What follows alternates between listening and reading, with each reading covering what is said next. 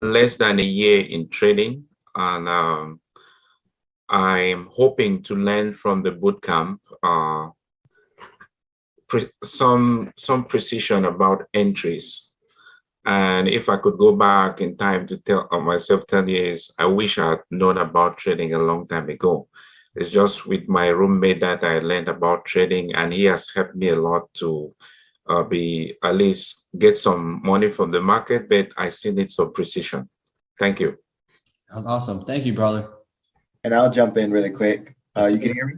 Yes, Yes. sir. Yes, sir. My name is Earl Simpson. I'm actually down here from Miami. Just met Griffin actually this past weekend at a FX Summit, and I got to talk to him actually for about 3 hours a couple of days ago, and I signed up for the boot camp immediately. He said there was like one spot left. I was like, okay, boom, that's me. So how many years have I been trading? And shout out Tristan too, yo. I met actually Griffin and Tristan this weekend, yo, Atlanta and North Carolina. So I've actually been trading. What's up? I've been trading for about 6 months now. Actually, all this is really new to me, but it's been a beautiful journey. What I'm hoping to learn from boot camp is, for a long time, people kept saying, well, the charts are random. There's no way of analyzing or predicting. Or what I want to know is what is in the minds of these financial institutions, like what makes them move the markets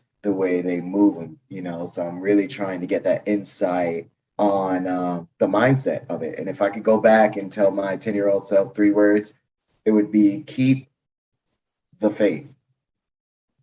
Yeah. Love it. Don't stop believing and keep the faith. Awesome. Good. Awesome, man. Well, thanks, Earl. It was awesome meeting you this weekend, and we're definitely catching up soon, brother. So, all right, bro. All right, let's get a few more people, and we'll go ahead and get started, guys. All right. Hello. My name is. Yes, sir. My name is Jabon. Y'all hear me? Yes, sir. Hi, my name is Jabon. I'm from Connecticut. I've been trading options for about 13 years. And I think one of my biggest issues is I've learned too much.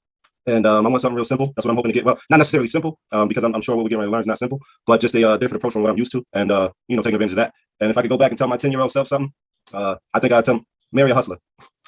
Absolutely. About it. Marry a hustler. I love that. Yeah. To each your own. Yeah. I mean, definitely. I mean, who you surround yourself with, especially your significant other, you want to be motivating one another. I mean, at least for me, I love working around people who are always going to be, contributing, who are hustlers, who want it, who really are just go-getters and want, love the grind. We're going to get it, not nothing against, marrying that individual, but that's the first with the community, right? Surround yourself from like-minded individuals who are addicted to the grind, the hustle. And there was an interview by Tony Robbins, and what's the same, personality or common trait that all millionaires have, or at least the majority of them have? It's the hustle. No matter how many times you fail, keep seeing the light at the end of the tunnel. Keep going. Doesn't matter how many times you fail. You only need one time, one yes to get there. So absolutely the hustle. All right, let's get 3 more people, guys. Let's hear from one of the ladies, man. Ladies, thank you, ladies. All right, let's put Miss Anna on the spot real quick. She has been here. I'll put Miss Anna.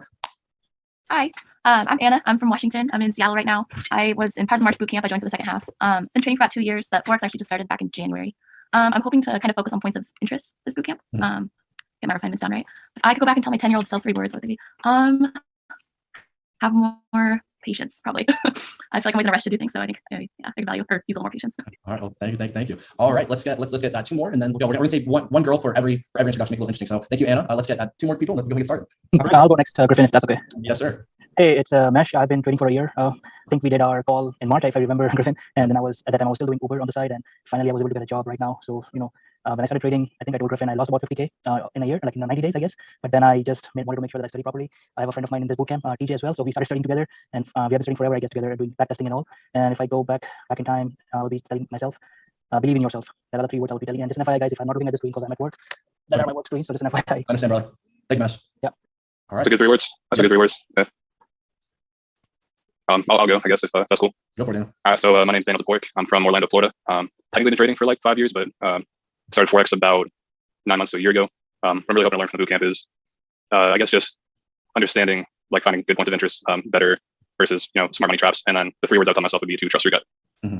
Awesome. Yeah. And for those who know, so I was just saying, after I lost everything, I was in the beach in North Carolina. When I moved back down to Clemson, I actually worked with Daniel for a period of time. And, this was when I was back making the money again on the come up. And he saw, and, I was up 20K in a day. I was like, fuck this, I'm out of here. I'm leaving. Like, no more. Like, I finally, was able to get back where I wanted to be. So it's really cool because, I was working with him. He was able to see that live hand. And ever since then, that was the last time I ever had a traditional, I would like to say traditional job, but, a job. And, Daniel is someone really who was that last person that I was able to talk with and work with. And now my goal is to help him, just like all of you guys, do the same. So thank you, bro. I really appreciate it. All right. So one more person. Appreciate you. Yes, sir. We'll go ahead and get started.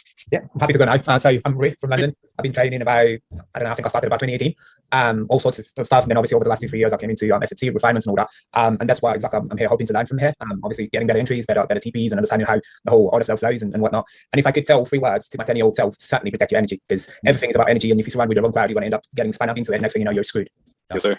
Awesome, bro. Awesome. Yeah, I mean, I believe there's so many of us in here who, are all about energy, and I mean, it's absolutely right. Everything has energy, and I'm very surrounded. Who you surround yourself with, ultimately, it's going to rub off on you, and making conscious decisions about who's worth your energy, who's not, and what things specifically aren't. That's definitely a crucial thing to make note of. So, absolutely, brother. Thank you. All right, guys and girls, we're going to go ahead and get started for today. So, before we get started, one last little intro thing, everybody, is we're going to be having our bootcamp challenge. So, what is the bootcamp challenge? So, this is going to be an opportunity for the May bootcamp students for you guys to complete a series of tasks and have a name entered into a raffle to win some cool prizes at the end of the bootcamp. Now, this is totally optional, but as you guys will see, I would definitely recommend you guys doing it. So, how to actually enter the challenge? Well, for each completed task, you'll be rewarded a certain amount of tickets with your name on them. And again, these are digital. We have a digital person who's going to be counting all this. And what are the tasks? Well, you can either choose to repost or rather post just a snippet from the bootcamp. You guys are allowed to do that. Obviously, yesterday we mentioned there's no recording, nothing of the bootcamp. Now, of course, taking a picture, just whatever wants to be, or a little video, not going to hurt, right? So just let us know that you're doing that. But yeah, guys, so posting the content just on your Instagram story, at least one time a day is going to get you that first raffle. So it could be introducing me, teaching someone else going over something, so whatever it is, just really helping spread the word as we are going to be really reaching new global levels. So that's going to result in 1 ticket. Now, if you want to post a picture of yourself or your screen during the bootcamp, right, and tag effects, that's going to you're getting 2 tickets. And then the last thing is post a quick video of yourself one day for the bootcamp to mention you're excited about it, 5 tickets. So when we say video, it could be a video of yourself saying how the bootcamp was, awesome day, awesome bootcamp, whatever. That's going to result in 5 tickets. Now, it's important to note the person who does the most is not going to be rewarded the prize. It's still a raffle. It's a genuine raffle. Everyone's names are going to be entered. We have a log to keep track of everything, of who posts what, and the tickets that are credited. So if you have any questions about that, you guys let me know. It can be about anything. It doesn't matter the topics. But if it is a video of yourself saying something about the bootcamp, your genuine thoughts, that will be 5 tickets right off the bat. So now, what's the prize? Well, you guys are going to be receiving an exclusive Dreams FX trading shirt and a 50K funded trading account right after the bootcamp. So this is completely free of charge. It's just to help create awareness. And something I'm very hell bent on, again, is your success. If there's anything that I can do to help you guys become successful, I'm also going to be providing the opportunities. Now, everyone wants to get funded, but what if there's a way for you to not spend on, again, is your success. If there's anything that I can do to help you guys become successful, I'm also going to be providing the opportunities. Now, everyone wants to get funded, but what if there's a way for you to not spend any time or money to get funded, and you can receive that as a reward? Well, that's what I'm here to give you guys the opportunities to do so. So actually, Tristan is, and I think a couple of students are wearing our shirts right now. I can actually also grab one, but if Tristan, I don't know if you want to show, but it's awesome. We have polos. These are for the educators, and these are also for the ambassadors. Additionally, is that we have the t-shirts. So t-shirts are going to be exclusive. You can't buy them, only exclusive merchandise. We have limited amounts of them. And Tristan, I don't know if you're able to, brother, but you're able to show what the shirts look like. Oh yeah. So at the front of the shirt, it says Dreams Effects on the side, and then on the back, it just says turning dreams into reality. And it's awesome. It's a Nike dry fit shirt. Thank you, bro. Appreciate it. Awesome dry fit shirt, and we have all of them. Yeah, and we have all sizes too. So you will go through those and get to the next level, starting your journey right out of the bootcamp positive, and you can go right for it. So additionally, guys, the last shout out opportunity is we want to show off your hard work, guys, to the community, and we'd like to offer you guys to take pictures of yourself with your daily notes, you guys social media shout out. So if you want to take a picture of yourself, the notes that you take, we would love to give you an Instagram shout out, post it on Instagram, shout you guys out, and that's just something additional. Again, none of this is mandatory, all optional. But yeah, so if anyone has any questions about that, y'all let me know. But this will be introduced every single day, just a brief overview. But yeah, guys and girls. So now let's go over the overview. So this is going to be the 4-day overview of the bootcamp, and this is generalized, right? So this isn't like a specific section, but these are the blocks. So today is everything about total SMC review. So smart money concepts, understanding what is SMC, what is retail versus smart money concepts. Then we're diving right into structure 101, what is basic structure, going into advanced structure, complex structure, structure 201, and then market fractality and wave theory. So the day 1, guys, is especially, it's going to be longer, especially with the institute introductions, but this is going to be the most pivotal day in the bootcamp. That's going to set you guys to have a solid foundation. Every day is building upon one another, and if you don't join the day before, you're going to be really lost the day after. But regardless, again, I want to emphasize, no matter what your understanding is right now, you will be exactly where you need to be come time, especially next week. If you guys are having trouble with some stuff from day 1, we provide homework. You guys will receive study guides, cheat sheets, diagrams, everything you guys need. So that's the first block for today. Then going to the second block, where we always have breaks implemented. So block 2, we're going over that complex structure that we just mentioned, liquidity 101, IFCs and POIs, understanding at the most fundamentally basic level what institutions are doing, or not doing, but what order blocks are, what the institutional quote unquote intent is. Block 3 is going into POI locations and refinements, know exactly where the main move is going to happen, or at least some form of pullback move is going to happen. Understanding institutional order flow, understanding how those institutions are accumulating their positions, again on the most basic level, and then followed by extensive case studies. And this is going to be all day 1, but it is imperative to note, everybody, no matter your understanding of day 1, you're going to be completely and utterly unlearning everything. Right? Maybe you've never learned day 1. Yes, you need to know it, but even if everything else you've been doing, you're going to be unlearning this. And the whole bootcamp process is, in order to know how to win, what do you need to do? You need to know how to lose. The whole focus of the bootcamp specifically is understanding why all strategies fail, and one of the most important ones is SMC. So day 2 is unlearning all of this and learning essentially how to fail. So going over advanced liquidity theory, liquidity types, SMC versus true institutional ideology. I may be speaking a different language for those who don't know what any of this is, but for those who do know, you're going to be learning why SMC fails, what SMC traps are, how liquidity is king, not structure. Structure has no relevance in the market besides telling you,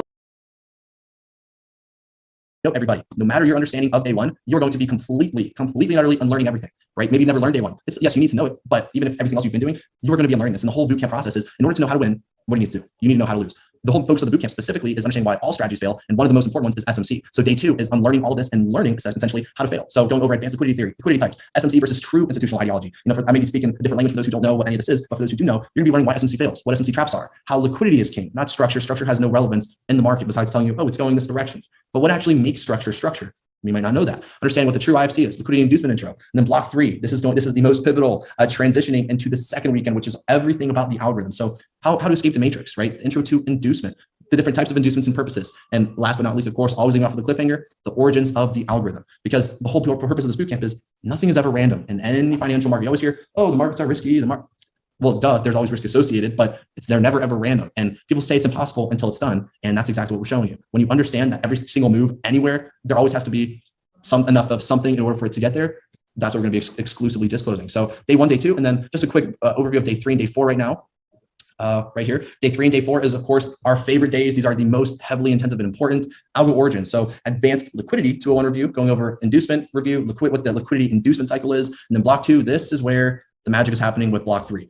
What the central bank algorithm is, how the banks actually trade, because those who know what SMC is, or smart money concepts, banks don't utilize that trading. Banks don't even look at effing price charts, when they execute their trades. Nothing like that. How to ping pong the markets. And of course, going to everything else about trap and stack, my personal proprietary approach to understanding the markets and how the institutions on the most fractal level are accumulating their positions and stopping out everyone. Followed up with extensive case studies. And then day 4 is everything about trading the algo. So we talk about everything regarding the first dimension of trading, which is price, but the second one is time. How many times have you guys heard, when the time is right, something will happen, right? Or when it's the right time in the right place, something will happen. How many times maybe have you guys seen you ended up meeting someone at the exact right time at the exact same place you needed to? What are the coincidences of that happening? For instance, me meeting you guys, some students this weekend. It's crazy just how everything was happened coincidentally to happen at the right time. Trading is no different. When timing aligns, when it's the right time, the right move is going to happen. And everything is about energy, and everything in the world, there's no coincidence, right? There's no coincidence we're on a floating rock, and I get into that in the boot camp, but that's what all day 3 is. Everything regarding time, entries, price and time delivery, understanding all the different sessions with our own refinements within those sessions.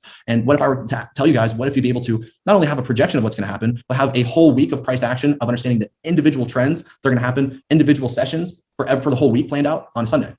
You can do that. You can know everything that's going to happen throughout the whole week and know every single move in between every individual session of the next 5 days without even knowing. And that's where the whole mastermind approach comes into play. You know what's going to happen exponentially before it's even there. We don't want to have 2020 hindsight. Anyone can. You need to have 2020 foresight. All right. So finally, makes it for everybody. Yes, sir. All right. So finally, we are getting into the fun stuff. So again, always intro, it's a little long, so hang on, guys and girls. So 5 bootcamp rules and reminders. These are some important notes to keep in mind prior to starting the bootcamp. And right after this, we get right into it, guys. So the first thing, the bootcamp duration is 4 days and 5 to 7 hours each day. So especially today is going to be a longer day. Of course, I want to get through it. And for those who know, day 1 is something I love teaching, but it's definitely my least. There's just so much information to cover. And because we almost don't utilize anything from day 1, it's still important to know because you need to be unconsciously processing all of this. So the Mastermind Bootcamp is a 2-week grind for a lifetime experience. Yes, I understand, you might have friends, boyfriends, girlfriends, time to spend with your family. I completely get it. I've had so many scenarios talking to students where they may not be able to join and whatnot. So I understand the bootcamp is long, but it's important to know it's only 4 days. And then everything after you can do on your own time. It's all recorded. But these 4 days are crucial. And hypothetically, if you can't stay for those 4 days, well, we do always record the bootcamp. Even now, I'm recording the bootcamp and you'll be able to see everything as is. And we will have a scheduled time and date for you to participate and rewatch the recording. And it's available to those who missed the bootcamp, who had to leave, etc. So make sure to pay attention. And as we know, training bootcamps, especially in the military, they're designed to be a short, rigorous training course, right? However, by providing mental adequate breaks to ensure your attention and focus on the material being taught, we're going to make this a lot enjoyable. It's not just going to be me lecturing the whole time. We have fun games, interactions. You guys will see. So as long as it is, we try to make it as fun as possible. So that's the first important thing. The second and the most crucial, your camera must remain on the entire time. Now, I know some of you guys might not be able to, blah, blah, blah. If you have to turn your camera off, you will have one warning to do so. Now, for those who message me privately and they can prove what they're doing, I get it, and that's fine. But maybe let's say you don't have a camera on your computer, that's fine. Log in using your phone and show your face with your phone, right? There's still other ways around that. Also, if you can't have your camera on, I'm going to ask you to politely leave. We do have a Dreams Effects admin or moderator who is literally his whole job is to constantly watch your cameras to see if it's on, if it's off. Additionally, is not just keeping on your camera, but no recording. And we talk about that as well. So, guys, for security purposes, as stated in our NDA, we teach our proprietary intellectual property that has enabled us to pick our specific edge in the market. So any attempt to record the bootcamp, take pictures, besides, unless authorized, which I did say, right, will result in instant removal from the bootcamp with no refund. As fun and as engaging I want to make this have, we understand how toxic this industry is. Everyone trying to make a quick buck, blah, blah, blah, want to resell shit or even learn it for yourself. I promise you guys, don't think, oh, everything's in the bootcamp. Everything is not in the bootcamp for that specific reason, right? I mean, you learn everything inside, but the mastery, everything happens after. Let alone, guys, you receive everything from the bootcamp after the bootcamp, the diagrams, protocols, everything in the student resources folder. So I'm going to heavily emphasize, please don't be dumb. Please don't. I know you guys are going to fear of missing something, blah, blah, blah. But if we do catch it, no refund, kicked out, and you guys will never be allowed back in. And that's something we're hell bent on. And lastly is if it is redistributed, or especially after joining the bootcamp, that's when it becomes much more serious, where you guys are going to be prone to legal prosecution of infringement of intellectual property in specific cases, referring to the NDA, and will be subject to $500K fine up to 10 years in prison. Now, that's not just some words. We do have I personally have a legal team that I've had for the past year and a half now. I'm advising, please don't do this. It's not worth it. You guys literally get anything regardless. But we shouldn't have any problems like that, right? We're all good. We shouldn't have any problems. So, all right, guys, that's the second rule, most important. The next thing, write down all of your questions. write down. Even right now, if you need to take 30 seconds, get a piece of paper, do so. You need to have one specific piece of paper for label it literally questions. And what I want you to do is I want you to create subsections when you have your questions. It needs to look like so. And this will help you with organizing. So for instance, right here, let's say this is your sheet of paper, everybody, right? This is your sheet of paper. You need to have questions at the top. And what I would do is I would then break it into 4 days. Here could be day 1, here could be 2, 3, right, and 4. So these are your questions on every single day. Just write them down, do whatever you need. And the reason I'm saying this is because I know all of the questions you guys will be asking. As an educator, I have to anticipate everything. And I've done this 5 times on the bootcamp, 5 times. We know all the questions you guys are going to ask. And the bootcamp is specifically structured so that every question will get answered the next day. So for instance, of course, you're going to have questions on day 1, but day 2, those questions should be answered, right? So that should be happening on day 2. After that's being responded to, you're going to have more questions on day 2. That'll get answered on day 3. So the bootcamp is not styled to be an active Q&A session. That is something there's a lot of people that we need to teach to and get the message across. So for that reason, please have your mics muted at all times. We know you guys are going to have the same questions, but throughout the bootcamp, you will receive 95%, if not 100% of all of your questions asked. Additionally, at the end of day 4, there is a Q&A session for all answered questions to happen. Again, when we do have our breaks, if I am here and maybe I can answer a quick question, you guys can ask that. But other than that, let's reserve the questions. You can even ask them in the main bootcamp chat, work with your community. Your community is your whole resource. You guys are all students graduating together. Utilize one another. Guys, quick question, market makers guy. Who I need to ask who the market makers guy is? There's me, Marlon Simmons. Oh, okay, Marlon. Are you able to turn on your camera, brother? I thought I had it on. I'll see how I can get it fixed, but I thought I had it on. Yeah, sure. Just message the admin, Dreams FX admin, and talk with him. Yeah. All right. So write down all of your questions, guys. So the fourth thing, of course, is taking high quality notes. Organize your notes to be as clean as possible in order to study as most effectively as possible. So you guys are getting given adequate time for notes. And most importantly is don't write down everything you see on a page like you're in elementary school looking at a presentation. Don't write down paragraphs, paraphrase, write the most important things, especially what I say will be more important than what's on the screen. Because of course, I'm not just gonna have everything put on a screen for you guys to read. What I'm gonna be saying is much more important than what's on screen, or it'll even have more precedence or be in addition to what I'm not gonna write on screen for extra security reasons. So paraphrase, draw replica examples, color coordinate them. If you have blank pieces of white printer paper, that'd be perfect, and take notes that way. Have red for, cells or bears, green, blue for bullish. And that's really just gonna maximize your studying, because you always wanna refer to your notes in order to study, keep leveling up. And that bootcamp experience is just going to be helping you. And additionally, there will be an opportunity to receive diagrams for the bootcamp afterwards. So stay alert from that. Anything you see in the bootcamp, we have different diagrams that with clear, specific explanations that we provide with your name watermarked on it. So you have access to that. If it's not perfect, don't worry about it, but just try and take it like it's serious. Okay. So, all right.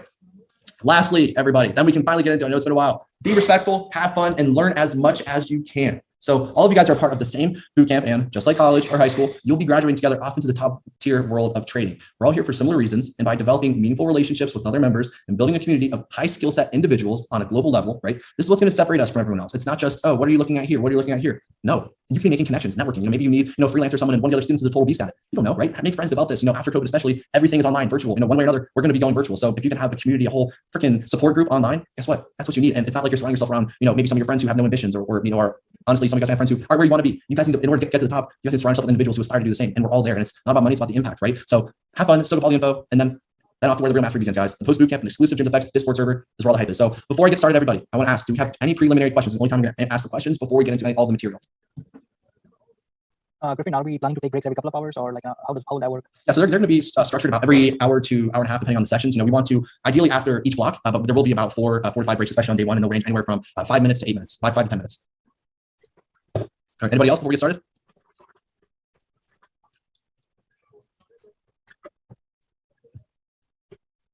All right, good stuff. All right, everybody. Well, without further ado, let's go ahead and get started. Everyone, please make sure to let's have everyone mute their mics. Make sure everyone's just muting their mics, and we'll go ahead and get started right now.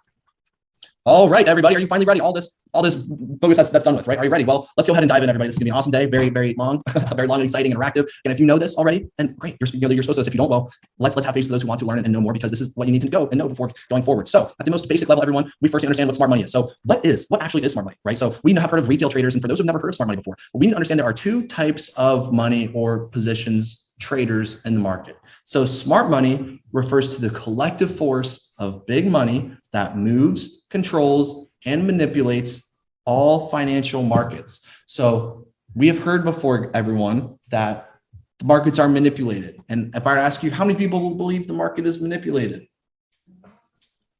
Everyone, right? We all know the whole goal of market operations is they don't want you to win. They don't want you to win. And that's why people say, oh, the markets are risky, I want to lose.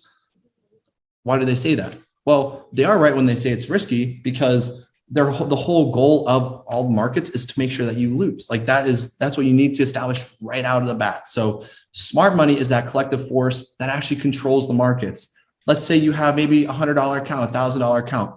Do you think you entering a position is going to do anything? Absolutely not, because the markets is trillions of dollars, right? It's trillions of dollars of money. Your little $100, even $1 million, doesn't mean anything to the market. It's just a little tablespoon of water, a little drink, and you're like a whale the size of Earth. It doesn't matter.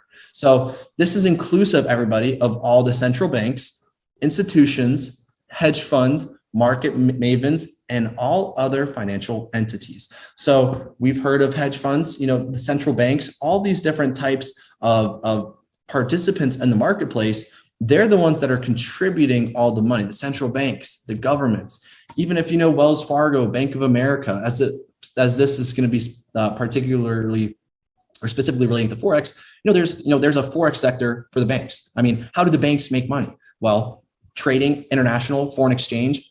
Foreign exchange is all about currencies, right? It's all about currency exchanges. How do you assess how strong something is? How do we know how do we know the value of a dollar? How do we know that $1 is $1? Well, we have to compare it against something else to give it its value. So we need to compare it against other currencies to determine the value of that currency. And again, this isn't an intro course by any means, but we need to understand that there are banks that are trading Forex, constantly exchanging money. When your money is in your bank account, it's not actually in your bank account. The bank is lending it and loaning it to those who are, they're using it as loans, trading, investments, bonds, anything that they can utilize their money. That's what's happening with yours. So trading performed by these entities are executed by complex algorithms developed by engineers and developers, and trades automatically without any human interaction, everyone. So this is where we are. We are all the retail traders sitting behind our laptop and we're wanting to trade.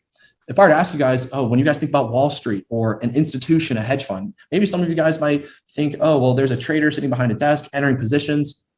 No, that is not happening. What is happening is trading is virtually all automated nowadays. Wall Street, everything is automated. There's complex algorithms that are taking their positions based off of specific strategies that are manipulating, controlling their movements and the markets. So we need to understand our cute little positions, buying, selling. That's not what the big money who is controlling the markets are doing. They're doing autonomously, automatically, mechanically, and we are completely different than them. So we have two types of traders: retail traders, AKA us, and then we have the institutional or the smart money traders, right? The true smart money, those who are the hedge funds, banks, everything else. So this is going to be the first introduction to just the basic, what is smart money? Give you guys about another 30 seconds or so.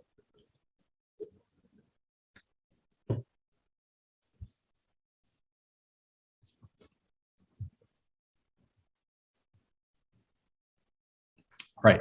So now though, what is retail trading versus true institutional ideology? So we have two main groups of entities in the financial markets, and they are called retail and institutional. Retail and institutional. Institutions control the market, and their sole purpose is to trade against retail traders. That's their whole purpose. In order for, you always hear someone's winning, someone's losing, or in a casino, right? The house always wins. We've all heard that before. AKA the house is the institutions. They're the ones who are always going to win. They have the money. They can take millions of dollars of losses, billions of dollars of losses. Some of us will crap ourselves if we see $10 losing. We do not move the market. So we need to first understand, no matter what trading style you've traded before, if you have ever lost, you need to understand why you've lost. And you are losing because the institutions are causing you to lose, whether it be analytically or psychologically. In both realms, they're causing you to lose, using your money and your emotions against you. Hence, the markets are risky. We've all heard the markets are risky, but why are they risky? It's not because they're random. It's because they're literally trying to make you lose to put money back into their pockets, or to cause the whole market exchange and all your money's going back into the marketplace to then take price wherever. That's the specific reason that you've lost in the past and you will lose in the future. It's because they want you to see something that's actually not going to happen. And that's the main difference. So now let's dive into it a little bit more, right? We want to understand more specifically retail and institution. So we need to first understand that it's a problem solution scenario. What we have for the problem is retail trading. Retail trading is dumb money. We are dumb money, right? This is the problem. This is what we need to fix, right? How do we become successful in the markets, right? Well, we first, at the very fundamental level, we need to understand we are not the ones that control the markets, right? Me, Cecilia, Anyone else, we are not going to be moving the markets. Doesn't matter. Now we are participating in the exchange, but we will never have the capital to move it. So with that being said, we are the spectators. We are just trying to get a little piece of the pie, or as for those who are in the summit, in the Forex Summit, this convention, we're just trying to take some water out of the ocean. And no matter how much water you take out, it's really, unless it's the whole ocean, even if you take it out of a lake, it's not going to be enough. So we are the spectators. So what we need to do is we firstly understand we are just trying to make some money, right? We do not control the markets. Additionally, is that we are the populist majority. So what do I mean by this? Well, we are in numbers. There are over 10, 15, 20 million Forex traders alone in the markets. There are a ton of traders, but there aren't 20 million hedge funds, right? Like there are not 20 million hedge funds in the world. So when it comes to numbers, there are a lot more of us compared to institutions and hedge funds. However, we are the fiscal minority. So even though there's more numbers of us, all the money that the 15, 20 million plus of us can combine, again, it can be a lot more than that, but at the base level, all the money that we have either lost together or we want to invest, that's not going to compare to the thousands of institutions that have hundreds of millions and billions of dollars. One institution, for instance, can make up for 5 to 10 million, or, not 5, but maybe a few 100,000 or a million traders, right? Because they have the capital. So even though in numbers we're large, with money, we don't have a lot. So with that being said, we are a market participant. We are actively participating in the market by trading on a daily basis. But we virtually have no influence on price movement, because the money that we're actually participating, or the money that we're contributing to the marketplace, is very, very, very little. And it actually accounts for less than 15% of the total daily volume. So if we had to think about it in terms of a pie chart, or just, let's say, a graph, if we have our little chart right here, we need to understand that where's our little subsection? How much are we actually taking from this whole pie? Well, this little sliver is about all that we're taking right here. This is all of us, right? This is all right here. We are all the dumb money. This is how much we are participating in the whole market, a very small amount. Now, on the contrary, well, questions, what's left with the remaining pie? Who has the remaining money in the market? Who's actually controlling it? Well, the ones who are controlling it are the solution, right? It's going to be the solution, the smart money. So this is the problem. And if we want to know, first of all, how to win, at the most basic level, we need to understand that we should not be looking at what other retail traders are doing, AKA support, resistance, indicators, trend lines. Every retail trader, dumb money trader who's doing that, some might be successful, some might not be successful, and 95+% are not successful. And why is that? Well, you're literally trading strategies that have no direct correlation on market operations. People have made up support resistance. Oh, I see, maybe I see, some form of rejection. Oh, well, what does a human think? It makes sense to sell here. But what you guys are going to be learning about is your human logic and institutional logic, totally different. This is what makes sense to us, but that is not how the market works at all. So that is what's dumb money. This is their ideology. This is their trading strategies that don't move the market. On the contrary, smart money, like we talked about, all those banks, institutions, hedge funds, those with hundreds of millions and billions of dollars. If you have a hedge fund, maybe you say have $100 million, you're considered a small hedge fund. Large hedge funds need to have billions of dollars, 1, 2 billion, over $10 billion of assets, liquidity, and capital. Those are the ones who are moving the markets. So smart money, these are the market makers, right? We've all heard of, the market makers or the manipulation. Yeah, these are the guys that do that. So they're the market makers. And why is that? Well, they're controlling all market operations. They literally have the upper hand in every scenario, right? It's, for example, if we have to think about ratios, it's like 7 to 1, 6 to 1, 7 to 1 of 8 guys over here versus 1 guy here. Which one do you think is going to win majority of the time? The 8 guys, 1 guy in the fight. Ferdy, if you can mute your mic, bro. Thanks. It's like 8 guys versus 1 guy in a fight. So of course these guys are going to win all the time. You're going to get trampled. So with that being said, they're the populist minority. In numbers, there are less institutions or hedge funds compared to the millions of traders out there. However, they're the fiscal majority, right? So they account for all the transactions on a daily basis for all the volume. So now the question is, guys, what do we do? If this is where we want to be, right? If this is where we want to be, well, how do we get here? What do we have to do? In order for us to trade like them, or in order for us to make the money that they're making, or at least be right and not wrong, what do we have to do? Well, we have to learn what they're doing, because clearly this isn't working. So why are we focusing, or why have we focused on the past, all these different retail strategies, when all of them just fail, when all of them fail? How many times have you looked up, I need to find the next big thing, or maybe you've spent hours of back testing. Oh, this looks perfect. Oh, this indicator looks great. And this looks perfect. I found the holy grail. But then in the moment you see the same scenario and you're like, WTF, it's not working. The indicators are lagging. I haven't had that crossover yet. Doesn't matter. Everything manipulates, even indicators at all. So in order for us to get here, what do we have to do? We have to remain objective and holistic. And we need to understand that the big guys trade against the weak guys, AKA us. We are never, ever going to win unless we know how to fight like the big guys. So in order for us to fight like the big guys, or AKA make money like the big guys, we have to imitate their trading style and what they're doing. So that's what we need to be doing. All right. So how do we do this? That's the question. So what do we do? Well, we need to be trading smart money. We need, at the very basic level, again, you guys will be unlearning all this like they do, but we need to trade smart money in order for us to get to where we want to be or do what everyone is doing right. We have to first understand what everybody is doing wrong. We have to, at the very, all the discovery calls I have with you guys, we need to understand first why everyone else is losing so we know how to win. And I have posed this question to all of you guys at some point, right? Let's say I give all of you guys a random test with 100 answers on it, right? Or 100 questions. What are the chances, right? And let's say I give it to all of you guys. There is literally, you guys, of course, are going to get some answers right sometimes, but do you think the overall success rate of that test you're going to be taking is going to be 100%? No, of course, you're not going to get 100%. You might only maybe get 10%, 15% because you're just filling in questions randomly, a random bubble sheet without even knowing the answers. Guess what? Everyone else is going to be doing the same thing. They're going to be getting some answers wrong that you might get wrong, or the same ones oftentimes. So now we need to understand from a very objective point of view is, well, how do we know what all the right answers are? Well, first of all, in order to know all the right answers, we must know why everyone is getting the wrong answers. Directly correlating to trading, in order for us to know how to win, we need to know where everybody is losing. And that's where we're going to start switching that mechanical mindset to institutional trading, and understanding how it's working on every single day, on a daily basis. So trading smart money, this is the short-term solution, right? So why do we trade smart money? 95% plus of our trades will always have a 1 to 4 pip stop loss max. Now, depending on your tolerance, for me, students know, I personally won't take a trade if it's more than 3 pip stop loss. Now there's different scenarios depending on different protocols we use, but your risk reward should always be very high, right? So almost immediately, how many times you guys entered a position and you enter and you're like, oh, well, shoot, it's about to hit my stop loss. I want to move it just a little higher. And you just play a game of moving higher, higher, higher, moving lower, moving it higher. Do not do that. When you understand how we trade, our margin of error is so freaking small, you'll almost immediately know if you are right or wrong. And that's the whole purpose of the markets. How many times have you guys seen a huge wick? Maybe you guys have gotten stopped out and you see a huge wick, you get taken out, and then it goes in the direction you wanted. How many of you guys have done that? Probably all of us at some point, right? So what we need to understand is, well, why is that happening? Why do I always get stopped out before the main move happens? Well, it's because they manipulate price and stop out retail traders before the real move happens. And this is what we need to understand at the very basic level of what's going to be happening. They manipulate price and stop out retail traders.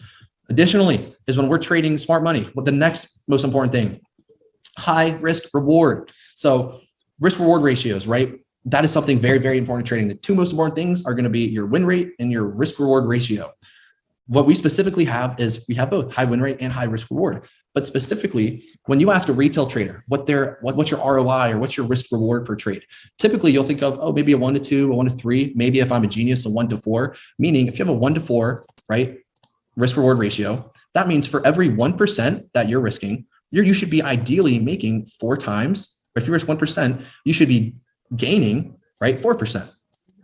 If you risk 1%, you should be gaining 4%. A lot of retail traders thinks that's phenomenal. I'm here to tell you, at a minimum, at least the trades I take, risk reward are going to be 1 to 9, 1 to 10 at a minimum.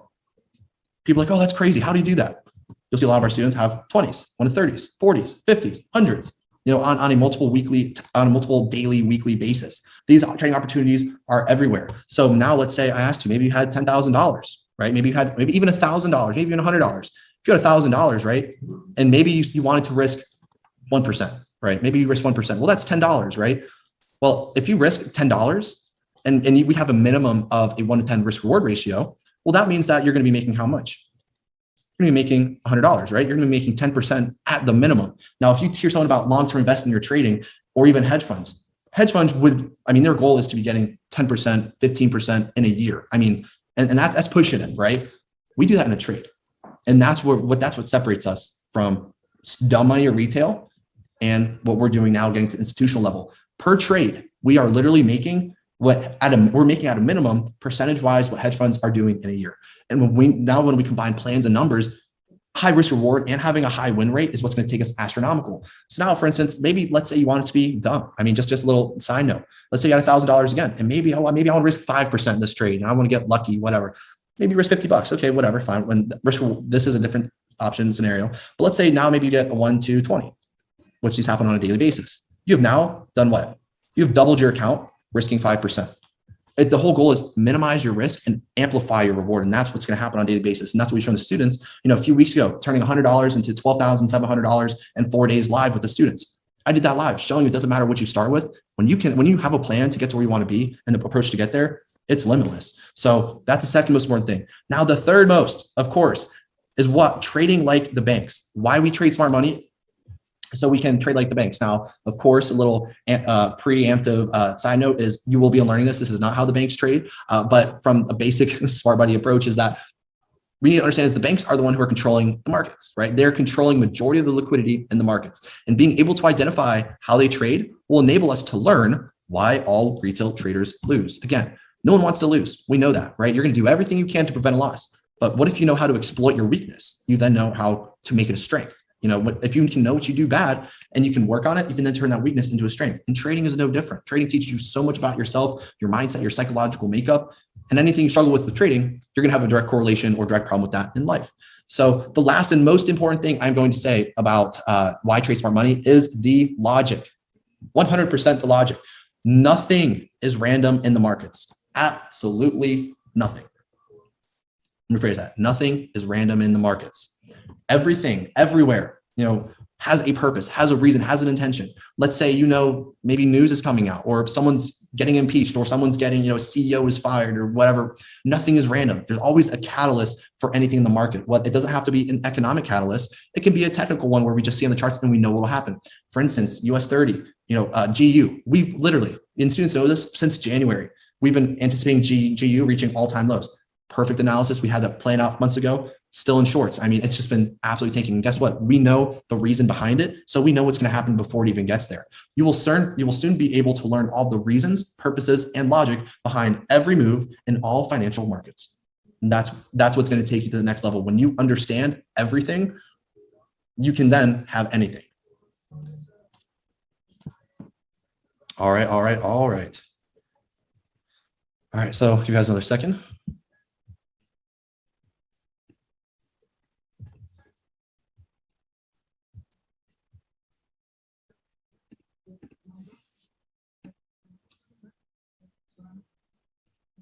All right, let's keep this. Let's continue.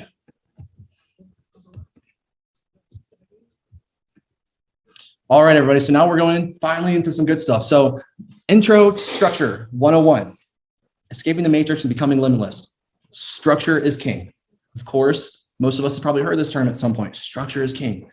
Well, today it is. Today it's king, but tomorrow the king is going to die. And guess what? The queen is going to take over. So that is very important to know. Everything you learned today, it's not like, I'm just going to forget everything. No, you need to know everything today because it's going to directly go into everything else to come. So structure is king. As for now, let's see what the king has to say. All right. So structure 101, understanding, guys and girls, the two types of structure in the market is pivotal. We need to understand the two types of basic structure we have continuations and reversals. Continuation and reversal structure. And structure is the key is the foundation that all trades rely on. Structure is the first thing you always need to understand prior to even looking at the charts from this SMC approach per se, right? So day one is all SMC. Continuations, reversals. We need to understand that the markets are either going higher or lower. We know they're going to be either going up or they're going to be going down. And even before going to the strategy portion of it, we need you to understand that no matter what trading style you're using, no matter if you're using, doesn't matter, even what we're teaching you. If you are on the wrong side of the market, everything else analytically is bound to fail, right? So if I were to, for an example, if I were to say, oh, sweet, maybe let's say it looks like this, right? But let's say for whatever confirmation, you were looking to sell here. Doesn't matter what strategy you're utilizing. If you are going to be selling here, right, and the market just goes up through the roof, there's no way you're going to win that. I mean, it doesn't matter if you have the best strategy in the world or the worst. You're not winning. So understanding the structure is going to be imperative for anything that happens after will happen after you know the structure. Any refinements, any other protocols, you have to first master the structure. So In a bullish market, right? What's bullish and bearish structure, or in options, calls and puts? Well, in a bullish market, a bullish market is an uptrend. It's consisting of higher lows and higher highs, and we always use what are these acronyms? I don't even know, abbreviations. No, acronyms. We always use abbreviations to illustrate these. So higher highs and higher lows, HL, HH. This is an uptrend. So when we see a trend, and let's say it's doing something like this, right? Well, guess what? We are having consecutive higher lows and higher highs. And you'll be illustrating this in the next slide with more specificity. So higher lows, higher highs, right? Same thing is bearish. If we are in a bearish trend, right? A bearish trend is going to be consisting of lower highs, LH, and lower lows. So it's going to be generally trending down. And that's how we need to understand it, just at a basic level, right? So higher highs, higher lows, lower highs, lower lows. Bullish is higher, bearish is lower. Now let's refer back to those two types of structure. We have continuation and we have reversal structure. I want you guys to first understand these bullish and bearish do not correlate with continuations and reversals. So don't think, oh, reversal is sell. Do not think that. Just don't.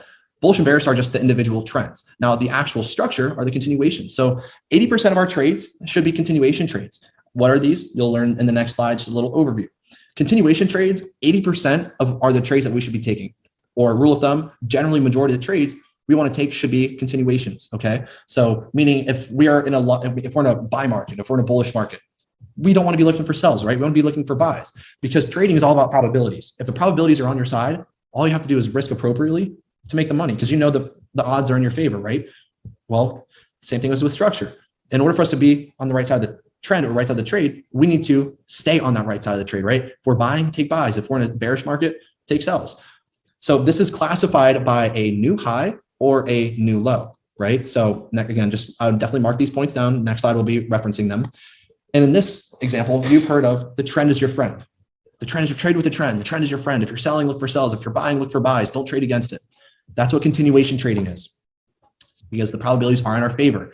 Now, AKA, this is when you've heard people say, oh, buy the dip, especially in the stock market, right? Well, why is that? Well, what are we generally doing here? Well, we know that we have a high, a higher low, we have a higher high, right? So people say buy the dip. Why do people actually say buy the dip? And that's the only knowledge they have. Well, because we know price has to dip down. We're going to have some dip down, right? But what's the end all be all? What's the end goal? Well, we buy the dip in order for us to go higher, because we believe the market's going to go higher. As far as how far we're going to actual dip down before we reverse, very few people are able to understand that. They just buy low and sell high. Low could be here, low could be here, low could be anywhere in their mind. But that's what they say when buy the dip. So now 80% of our trades should be continuations. And then the remaining 20% needs to be reversals. Now, reversal trades, right? These are the minority of our trades taken. Meaning, let's say we're looking to buy, right? Let's say we're in a long-term buy market. If you take sells, right? This is ideally what you would think. Oh, I want to take some sells, right? I want to take some sells now. But reversal trading becomes very risky, because you are either going to be trying to, my bad, this is trying to sell the moon, or trying to catch a falling knife, right? We've all heard of that before. Meaning if we're going down, let's say we're selling off really rapidly. Continuation traders would be looking to what? They'd be looking, right, to sell. They're looking to keep selling lower. But reversal traders, what are they going to be doing? They're going to be looking to buy when we're selling. And what's going to happen is the market's just going to keep going them down. They're going to keep getting lost all the way. So for that reason, reversal trades should be taken less than continuations. Now, in this case, the trend is your friend until it ends. Now, all trends at one point or another, they're going to come to an end, and reversal traders focus on not the trend continuing, but reversing, right? So if we're in a previous bullish market, well, reversal traders, they don't want to look for buys to go higher. They are literally anticipating that it's just going to randomly sell here and then go all the way lower. That's what they believe is going to happen. So reversal traders, if we're talking from a psychological makeup, they're typically more pessimistic. Reversal traders are more pessimistic. They don't believe in opportunity. They don't believe in what's going to happen. Continuation traders obviously are going to be more optimistic. They're hoping that the trends are going to continue, and they're going to be looking for them. Of course, we have realists as well, mixed in there as well. But this is the primary difference between continuation and reversals. You're either going to hope the market keeps continuing in that direction, right? Or you're going to thinking that it's just going to reverse. So we have basic continuation and reversal structure. But now let's dive into the specifics. So continuation structure, AKA the trend is your friend, right? So This is what we refer to as a bullish continuation. So we know that continuation structure, trends are consistently going, higher, right? Especially when it comes to bullish or lower. But in a bullish continuation example, as we just mentioned in the previous slide, this is it's consisting of higher lows and higher highs, which forms an uptrend, aka some form of trend line, right? It's going to be forming some form of trend line. So when we're looking at this, we see that down here we have a low, right? We have this little L right here. We have a low and then we have a high. What we look for, everybody, is when we see a low and we have a high, what's going to be forming structure is higher lows and higher highs. So what we need to do is whenever we see a high, just grab a line and wait for it to be broken, right? So when price is going down, that's fine. But as soon as it breaks this high, what we have to identify is where is the highest low that actually made a new high, right? Because now notice this high is higher than the previous high, correct? So now what do? Well, you have to mark a line and identify the absolute lowest point that created this structure. So now we have a higher low that makes a higher high. So now where becomes the new focus point, right? Where becomes the new range per se? Well, we need to understand a higher low must make a higher high to be valid. And we'll talk about this in an additional second. But higher lows and higher highs are essentially building a current trading range, right? From the previous higher low to the current higher high. So let's say this is where we are right here. This is the previous higher low. This is where we are right here. In order for us to go higher than this point, aka in order for us to go higher than this point in the future, what do we need? Well, we know price is going to come down a little bit, but it has to make a new low, right? This is a low, but it's higher than the previous low. So we have a higher low and a higher high. Is this high broken? Yes, it's broken, right? And where's the high that went above this high? Well, it's right here. And then we need to ask ourselves, what is the low that was responsible for making this high? Well, we see this is the low that caused this high to be broken and it went higher. So now we have a solidified higher high. And what this is telling us is this is providing our trading range, meaning we know we're going higher here. So in theory, if we're going to be looking to buy, where are we going to be looking to buy from a range point of view? Well, if we have a higher low and we have a higher high, we look for buy continuations from the previous higher low and the current higher high.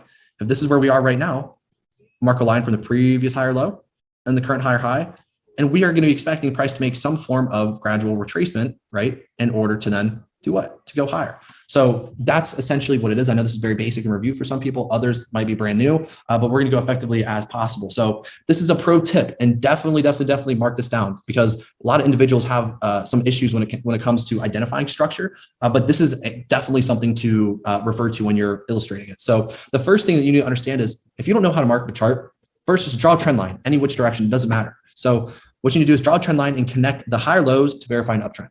Let's say you see this, right? What do? Just draw a trend line. And it doesn't have to be perfect. It's not related to trend lines or anything, but we know that we're generally trending higher, right? It doesn't matter. So now what we want to do is after we identify the trend line, we need to make our structure follow the bullish pattern. And what is the bullish pattern? Well, it's this, right? It needs, after we identify where we're trending, we need to make it look like this. We have to, because this is essentially telling us the narrative. We're going higher. But what's more important than that is this is a higher low that makes a higher high. So if everyone can tell me, if this is where we are right now, where are we going to be expecting to buy from? Before we go higher than this point, what are we going to be expecting from structure? And anyone can talk. Chat. Maybe Russell. Let's see. Yes, right. So we need to have some form of pullback. We need to have some form of pullback within that trading range in order for us to go higher. Yes, sir, Richard, you got it, right? So we need to have some form of pullback, right, in order to go higher. So we are only going to be focusing on buys within that current trading range from the higher low to the higher high, right? So at the most basic level, this is even if you think you know structure, I would definitely reference this because there's some tricks that you might struggle with. So let's see here. All right, so bullish continuation structure. Of our bullish continuation, what does this look like? And as pertains, remember that pro tip I just said? Well, let's reference this. Bullish continuation structure. Let's look at this, right? So where are we generally trending? Well, if we grab a trend line, well, we can generally see that we're trending higher, right? We know that we're going higher.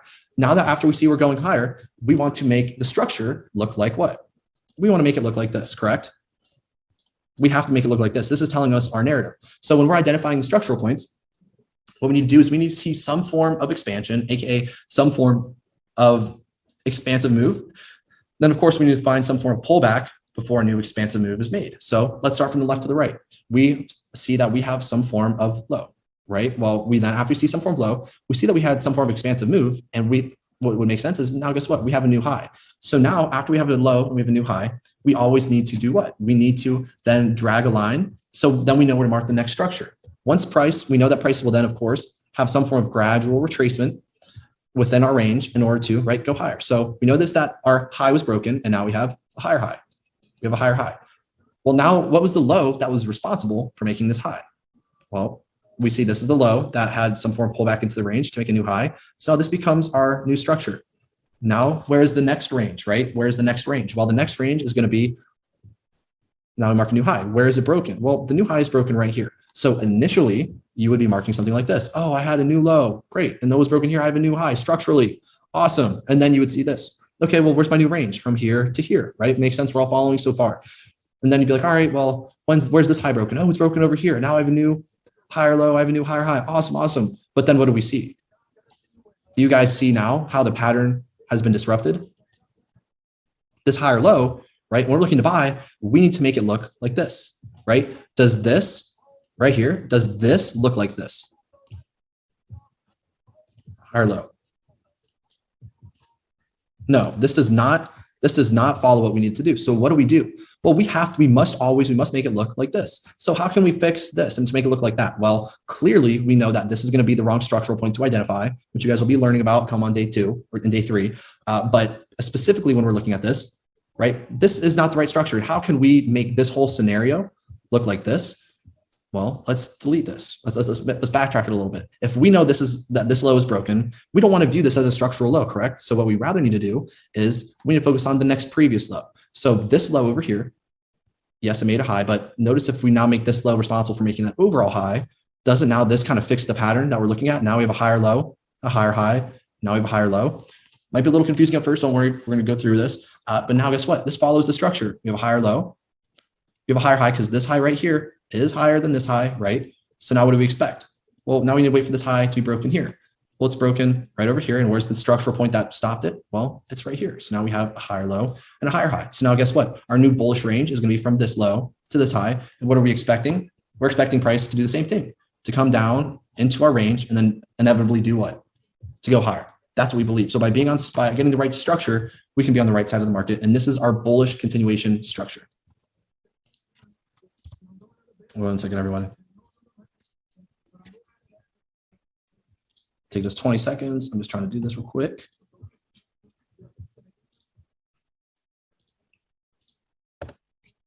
Trying to clear this off for y'all real quick.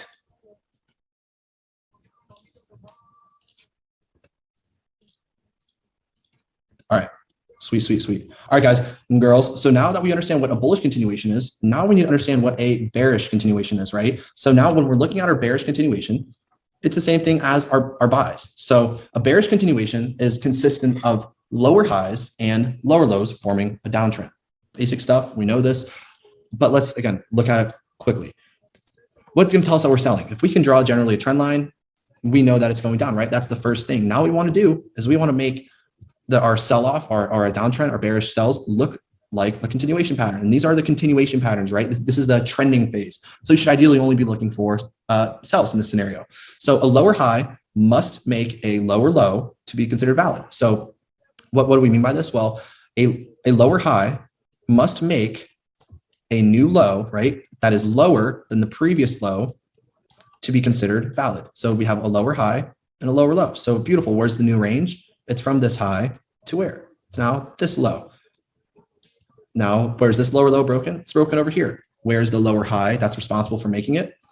It's right here. So now guess what? We have that pullback into our sell range and price goes lower. Where's our new range? From a lower high to a lower low. This is a solidified lower high because it did make a new lower low. So now we would look for what?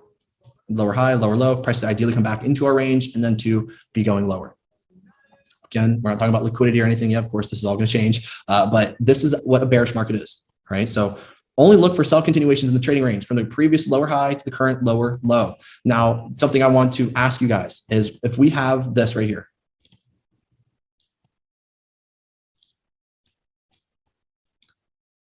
is this a lower high? I want everyone to say yes, no, unmute your mics. Not yet. Not yet, because it hasn't made a low yet. Yep, not yet. It has to make a Okay. lower low. Sweet, right? Good, awesome. I want to know that. Good, right? So this is not a lower high. Why is that not a lower high? Because as you guys have all said, it has not made a lower low. And this is something that a lot of people, a lot of traders will do. If they see this, they're going to be like, oh, you know, or what if I ask you guys this? Is this a lower high? Is it a lower? It's a failed lower high. Okay, good, right? I want to make sure. A lot of people, what they're going to say is, oh, well, this is a lower high because it is lower than this high. Well, yes, of course, it is lower, but it's not solidified because it has not made a lower low, right? So what can oftentimes happen is if we're focusing on range perspectives, we can see this. We have a lower high and a lower low. Price can do something like this. It can come down here. It can then go higher. Guess what? Our sell range is still intact, and that can still be selling lower, right? Lower high, lower low. Our range was never broken. So we're still focusing on this. Any of this you'll be learning about. But guess what? Lower high, lower low, lower high, because where was the low broken? It was broken right here. And this was the most extreme point, right? That caused price to go lower. So that's obviously it's never going to be this clean ever, but it's all about logic. If you can make the logic make sense, everything else to follow is going to be seamless. So again, always make sure to have these pro tips down. Very crucial. All right. So our bearish continuation structure. Let's look at this again. Bearish continuation. We have our high, right? Always start from the left to the right. You cannot just pick a random place. You have to make it make sense. We are the detectives, right? In order for us to solve the mystery, we have to make sense of all the evidence that we have. The charts are no different. The charts are all the evidence in front of us. We have to solve the future. We have to prevent the future crime from happening by solving a previous mystery. In order for us to know what's going to happen or what the next murder is going to be, right? The next conglomerate of people, the institutions are going to blow their accounts. We need to figure out where they're going to do it before they do it. Trading is no different. We have our high, right? And we have a low right off the bat. So where is that current range that we have? It's going to be from this high to where? To this low, right? So now what happens? Well, this low is broken, right? And this low is broken over here. And where is that low that price stopped at? Well, it stopped here, correct? So now we ask ourselves, what is the extreme lower high, aka the absolute lower high that made a new low? Well, it's right here. This is that absolute point here that caused this low to break. So now we have a lower high because this high is lower than this high, but it's solidified because it made a new low. Then we have a lower low. Where does the new range become? From the lower high to the lower low. So now what do we expect? Of course, we expect price to have some form of pullback into the range. And the overall goal is for us to do what? Making a new low. Guess what? We made a new low. So where is the lower high that made this low? Well, it's right here, right? Because this is our new range. The range was then broken. This is that extreme lower high that made it. So now we have this. Where's our new range? From this lower high, right, to now this lower low. Price has some form of pullback. Again, respecting our range. And then what are we anticipating from here? Of course, a pullback to then do what? Make a lower low. So now we have our lower high because it made a lower low. So then we have our lower low over here, right? Where's the new range? Lower high, lower low. So then what are we expecting? Price to have a pullback into our range. Again, it pulls back into our sell range in order to do what? To make a new low. Where's the lower high? Well, this is the lower low over here at this point in time. Where's the absolute point? Has to come back here before going lower. So if you understand this basic structure at a minimum, you'll be on the right side of the market. And this is our bearish continuation structure. Again, make a trend line. Once you understand where it's trending, make it look like this. You must make it look like this. If it looks something like this, and let's say you're marking all these individual structures, is this telling you anything? No. You need to make this look like this. And how do you make this? That makes no sense. Make it into look like this. Draw a trend line. After you draw your trend line, what do? Identify what we know. Low is broken here. A low is broken here. This is the high that caused a new low to be broken. This is our new low. And this is the high that caused a new low to be broken, right? So now what does it look like? It looks exactly like our pattern. Our goal is to make sense of essentially nothing and make it make something. So low, lower high, lower low, lower high, lower low, lower high, lower low, lower high, lower low. Same thing. So this is our bearish continuation structure. All right, now enough with our basic stuff, right? Now I'm going to ask you guys. You guys try. So I want everyone on your screen to take out your little annotation. Conka, if you can mute yourself, please. I want you guys to now try it. So understanding the two things that we said, right? Don't draw a trend line. I don't want you guys to draw a trend line, but everyone go ahead and take your cursors, and I want you guys to illustrate with lines or circles the lower highs, lower lows. Everyone go ahead and do it. You guys have 15 seconds. Go for it. And don't follow the leader. Please do not follow the leader. Do what you think makes sense. Make it make sense to you.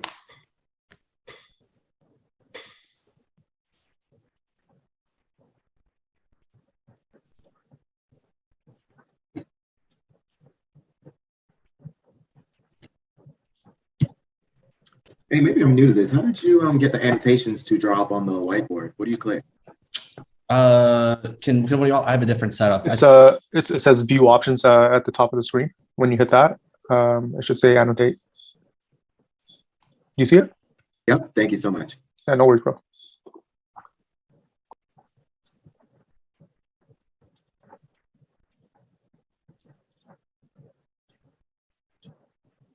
I'll give y'all a few more seconds to go through it. And I'm actually going to go ahead and clear just so we can have our last few people make sense of it. Have you guys?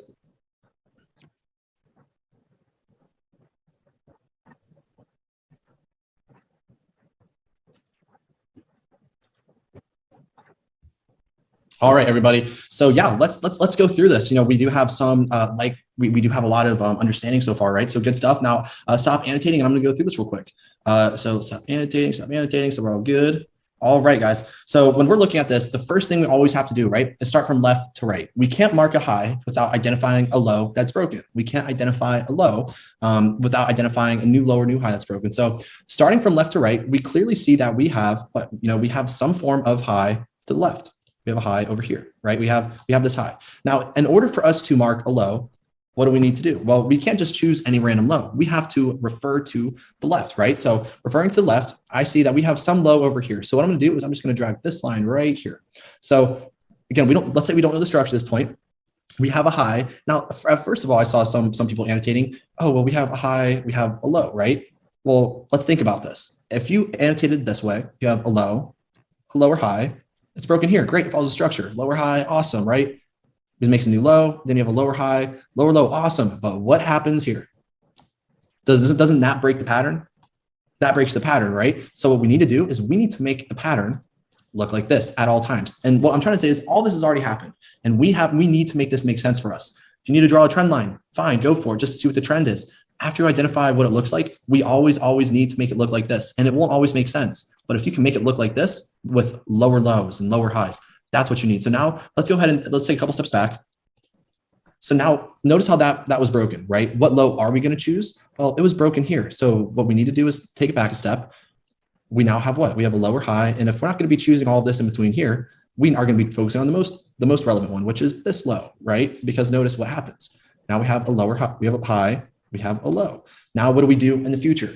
Well, we can't just mark a lower high, right? You don't just want to mark this or mark this. We need to make it most efficient just to draw a line. Is the lower low broken? Yes. Where's the absolute high that caused the low to be broken? Well, we know that we had some retracement back into the range and pull back right here. So where's that absolute low, lower high? It's right here, right? This is the highest point of retracement before going lower. So now we have our lower high, and where's our lower low? Well, it's the low after it was broken, right? So it's right here. So now our new trading range becomes from this lower high to this lower low, right? Because notice a lot of people, what they're going to do in their first starting structure is they'll do something that looks like this. This is not telling us anything. If the structure isn't telling you anything, you're marking it wrong. That's instantly. If you don't know if you're buying or selling, you've marked the structure wrong. So rather than thinking this, it has to have sense, be logical. That doesn't tell us anything. But what does this tell us? Well, now we have a new range that we're going to sell from, right? So now we have what? A new lower high over here and a new lower low. And what are we going to be looking to do? We look to sell after that retracement to go lower, right? So now let's approach it like this. Yes, we had this low broken here, but guess what? If you did something that looks like this, what ends up happening? Does this follow that pattern anymore, everybody? Does this pattern right here follow this? Yes or no?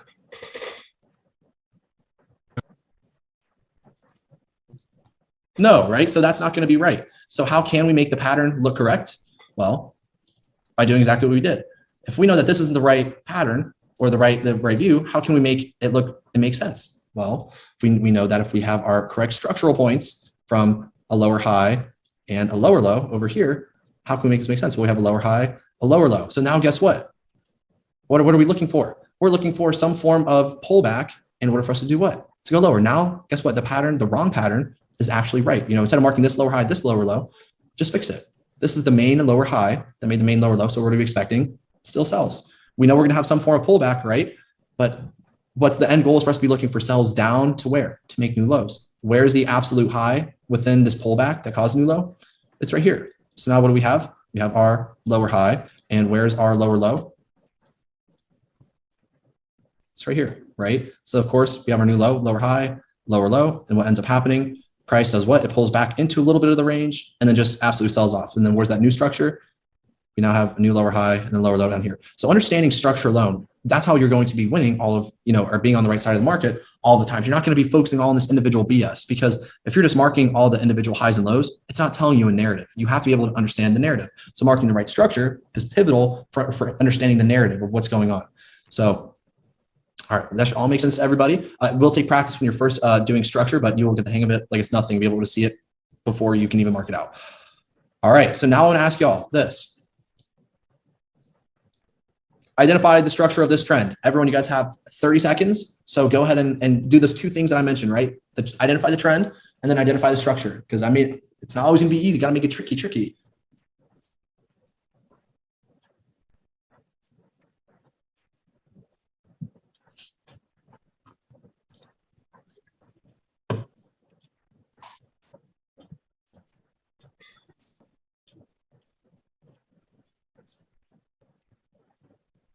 You guys see how some of y'all, I'll say in a minute, but you guys will be like, oh, wait a minute. All right, this is becoming a cluster. I'm gonna give you guys 20 more seconds and that's it. You don't start over, but whoever hasn't gone, do it. Whoever maybe got it wrong or want to try again. And if you were right, don't do it. If you think you're right, don't do it. Oh God, I close my eyes for 1 second, it goes right back. All right, so yes, let's look at this, everyone. Good job. All right, so now let's look at this. So, okay, Antoine, there you go, bro. So some of you guys at first were a little tricked, right? And this has been the best approach that I can, this is how I was able, I think it's the easiest way for me to teach it. What are we doing? Well, trend line, again, we don't care about trend lines. We're just trying to see the trend. We're generally going higher. So what do we want to make this look like? We want to make it look like our continuation pattern. And what's that continuation pattern? It's higher highs and higher lows, right? So notice right now, an average or a normal Joe, they might not know what's going on here. Yes, we're going buyer, but we need to become more sophisticated than that. And even though this is still basic, this will, let alone, it'll start to change everything pretty drastically. So before going to the right, picking random points, we need to start from the left. Look at the left. Yes, we have something going on over here. So what I'm going to do is I'm just going to see it for what it is. We have some form of low here, right? Why am I not choosing this? Because this is just not relevant right now. We have some form of low, and immediately the first high I see is right here. This is immediately that first thing that sticks out like a sore thumb is right here. And I know we're going higher. So how do we make it look like this exactly? Well, at first you might think, well, let me just mark these individual trends. High, low, lower high, lower low. Okay, well, am I going down or am I going up? Then you're like, oh, well, what's next? Okay, well, now I have a high here, high, low. Oh, well, am I looking for sells or buys? Oh, shoot, I'm looking for buys again, right? I'm looking for buys. But then you might do this. Like this isn't telling you anything. This is literally, you're drawing what it's already showing you. This doesn't make any sense, right? Because you're not going to be understanding. So don't do that. Focus on the main picture. Where are we going? We're going higher. We need to make it look like this. How can we make it look like this? Choose the lows that make, right, higher highs. So let's take a couple steps back. All right, this is where we are. We have a high here. This is the high here. What do we want to see? We want to have some form of low that'll make a new high. Where's the low? We have some form of low here. And are we going to be marking this high? No, right? Because this high is not higher than here. For us to choose a higher low, it needs to make a higher high. So we have this. We have a high, we have a low. Where's the new higher high? It's right here, right? Again, had you done something like this, had you chosen this? Oh, here's a low, high, low, high, low, high, low. Does this follow this pattern? No. So don't mark it, right? How do we make this look like that? Whoop. That's all you do. And what do we expect? Some form of pullback into our range. So we know prices will have to have some form of pullback in order to do what? To go higher. So now all we need to identify is where's the next high made? It's made over here. Where is the low that made the new high? It's right here. So this becomes our new higher low because this low is higher than this low that made a new high. So now our new range becomes from this low to this high. And this is what we're looking at now. What do we expect? We expect price to have a gradual retracement back into our range, right? Before then going higher. It goes higher here. Where's the new structure? From this low here to the new high. So where are we in the future? If we're looking for buys, are we gonna look to buy anywhere down here? Yes or no?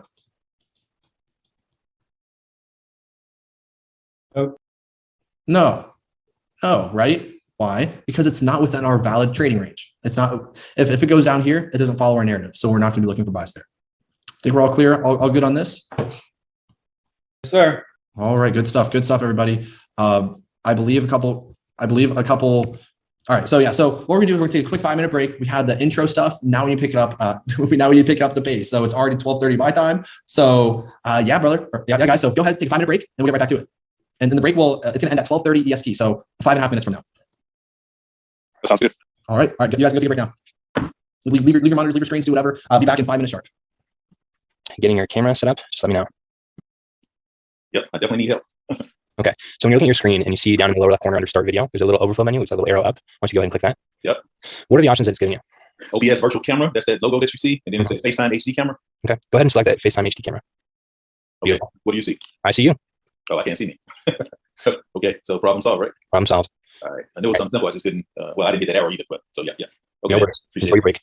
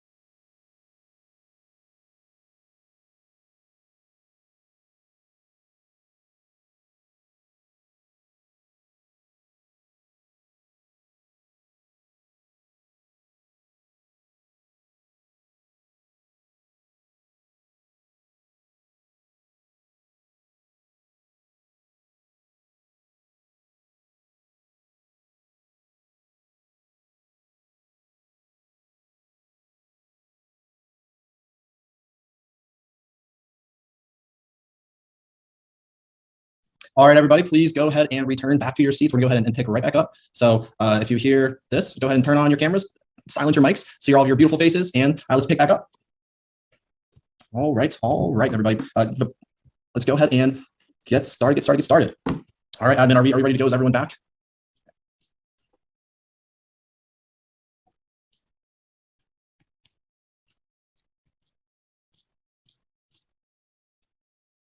Everyone good? Ready to go? All right. All right, guys. Well, yeah, please return to your screens. Make sure that you turn on your cameras, please. We're going to go ahead and resume now. So the admin, he will be watching all of you guys. So please, if you're hearing this, go back to the screen, turn on your cameras. Time to pick up the pace. We're holding on over some intro structure. So let's wake up, get the juices flowing, because now we're going to start becoming structural masters per se. Because structure is always the first thing that we need to master prior to denoting anything else about the strategy. All right. So quick break. Now we can resume right back into it. So we just ended off with our continuation structure. Now I'm going to start diving into our reversal structure, right? So we already talked about the two type structure. We have continuations and we have reversals. But now there's so many types we have to go over. Continuation and reversals are the main types. Then we have subsets, and you need to understand both of them prior to getting into it. So in this scenario, this is where we refer to the trend is your friend until it ends. So we always want to be looking for those structural continuations. However, when let's say we've been going up for so long and we know that the trend is going to reverse, this is the scenario that we would start to approach purely when it comes from a structural point of view. Now, those who use change of character, break a structure, Yes, I know ICT is chalk, whatever. Honestly, what you'll know, we don't mark break of structure anymore. We don't do any of that, as you'll be learning why tomorrow. You know, how many times for those who are in structure have asked myself, oh, is this a true break of structure? You look at it and then you get screwed because it's not. That's why structure is almost irrelevant in the future, and the algo trades against us. So prior to going to knowing that though, let's go into it. What's reversal structure? So we have our bullish continuation. Now I'm going to be showing you guys the bullish reversal. So there's several parts of this that make it that come into play when we're analyzing structure. So we're essentially going to be illustrating this in 3 separate segments right now. So the first thing we have is to have a bullish reversal. This is essentially telling us at first, we're going to be having a preceding downtrend. There's going to be something to the left. We're going to have some form of sell-off happening to the left. So that's the first thing that must happen, that we must be seeing. We need to be seeing that quote unquote, that bearish continuation pattern, right? It's going to be a bearish continuation pattern with lower highs and lower lows. But the turning point is going to be right here. So this is the first thing that we are going to be seeing. And the first thing is having preceding downtrend. The second of which, right, if this is first, the second thing is going to be right here. This is our second point, and this is what we call our break of structure. Now, change of character, for those who know it, who don't, I've always used BOS, even when I was with ICT. Change of character, I don't know. Be a break of structure is better for me. And a break of structure is the second thing that is illustrated. And what is a break of structure? Well, a break of structure happens after or when a continuation pattern is broken, right? So a break of structure, when a continuation pattern is broken. So our continuation patterns are higher highs, higher lows, lower highs, lower lows. So in this scenario, what continuation pattern do we have to the left? And you guys can mark continuation pattern here and for diagram purposes. So we'll have your continuation pattern, and this will either be bearish or bullish. Okay. So the first thing is your continuation pattern. Once you understand what type of continuation pattern you have, there's going to be an abrupt change to it. So our continuation pattern is lower highs, lower lows. At this point in time, based off of probabilities, based off of trending, this is our last trading range, right? We have our lower low, a lower high that makes a lower low. So ideally, we're going to be looking for new bearish structure at this point, right? We would expect what to happen? Price to come up into here and go lower. Everyone following so far? Right? We would expect to have a lower high that's going to make a new lower low. But a bullish reversal, this is characterized by a break of structure. So our break of structure happens at the last lower high, when this last lower high makes a lower low, but then this lower high is broken. Notice now that the continuation pattern, right? It's broken. So for this reason, this point is called our break of structure. A break of structure is pretty much a sign of weakness. It's a sign of intent for the market to reverse because it's now not respecting our bearish or our sell structure. So this break of structure now tells us we're going to be looking for not necessarily sells anymore, but we're going to ideally be looking for buys. Now, important to note, a BOS does not guarantee a pullback or reversal, which you guys will be coming to learn tomorrow. But for this instance, this is what we're looking at. So we have our phase 2, we have our phase 1, and what happens now on phase 3 is we have this. On phase 3, we then have a new continuation pattern, right? So this is called our bullish reversal setup because we have a previous bearish pattern. We now have a break of market structure with now a new high, right? That takes out our lower high. This is our new high that takes out a previous lower high. So now based off of this, where does our new trading range become? Well, if we're not looking for sells anymore, and we see a lower high was now taken out by a buy, we're now going to be switching our bias from sells to buys. So where's the new trading range, or where's the new structure per se? Well, it's going to come from now this low to this high because this structure for sells, right? Notice we never made a new lower low, but the lower high was broken. So now what's happened is rather than identifying this as sell structure because it's validated, we're now utilizing this low right here and it made new structure for a high. So what do we expect? We expect price to now have some form of pullback, right? Have some form of pullback to do what? To make a higher high. So now we expect that pullback to happen. Price makes a higher high. Where's the higher low that makes this higher high? Well, it's right here. So now we see the higher high was made. We can now solidify this as our higher low. Now this is our higher high. The same thing. What do we expect? We expect price to have a gradual pullback into our buy range to then go higher. So essentially, this is for those who know order blocks or points of interest, everything we have yet to cover. This is essentially what you're going to see when price comes into one. When price is starting to round off on our lower time frames, this is what the pattern is going to look like. We are going to go from a previous direction to then a new direction. And by being able to accurately understand the structure, we're going to be able to trade. I mean, your consistency of being on the right side of the market is exponentially higher because if your structure is invalidated, it's the wrong bias.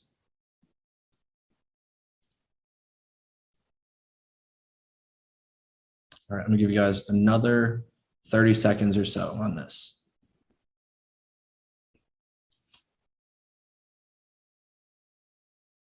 And a side note, this is for a later reference.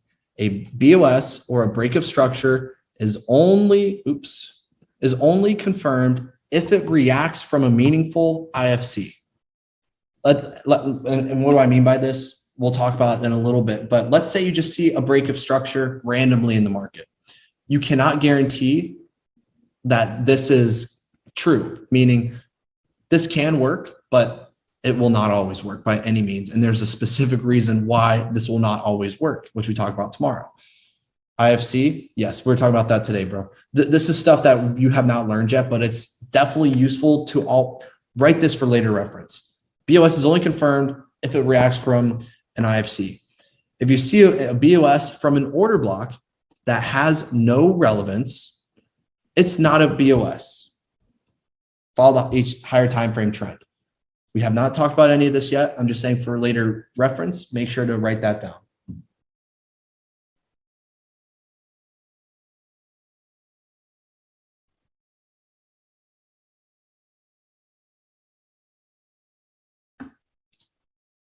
You guys, about 10 more seconds.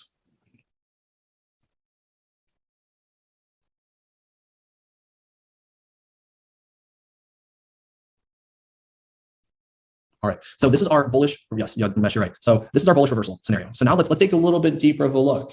All right, so the first thing we always do when we're looking at this, and again, there's points to take notes and also to pay attention. So don't by any means draw all of these. Do not right. I want to, as I know, especially when it's note taking, you want to focus more on the notes, but you try to pay attention. So you try to do both, and it's not maximizing efficiency. So for now, if you're trying to take notes, you can mark these 3 steps, that what we just went over, but don't mark or draw any of the charts. Just let's focus. Let's go over this together.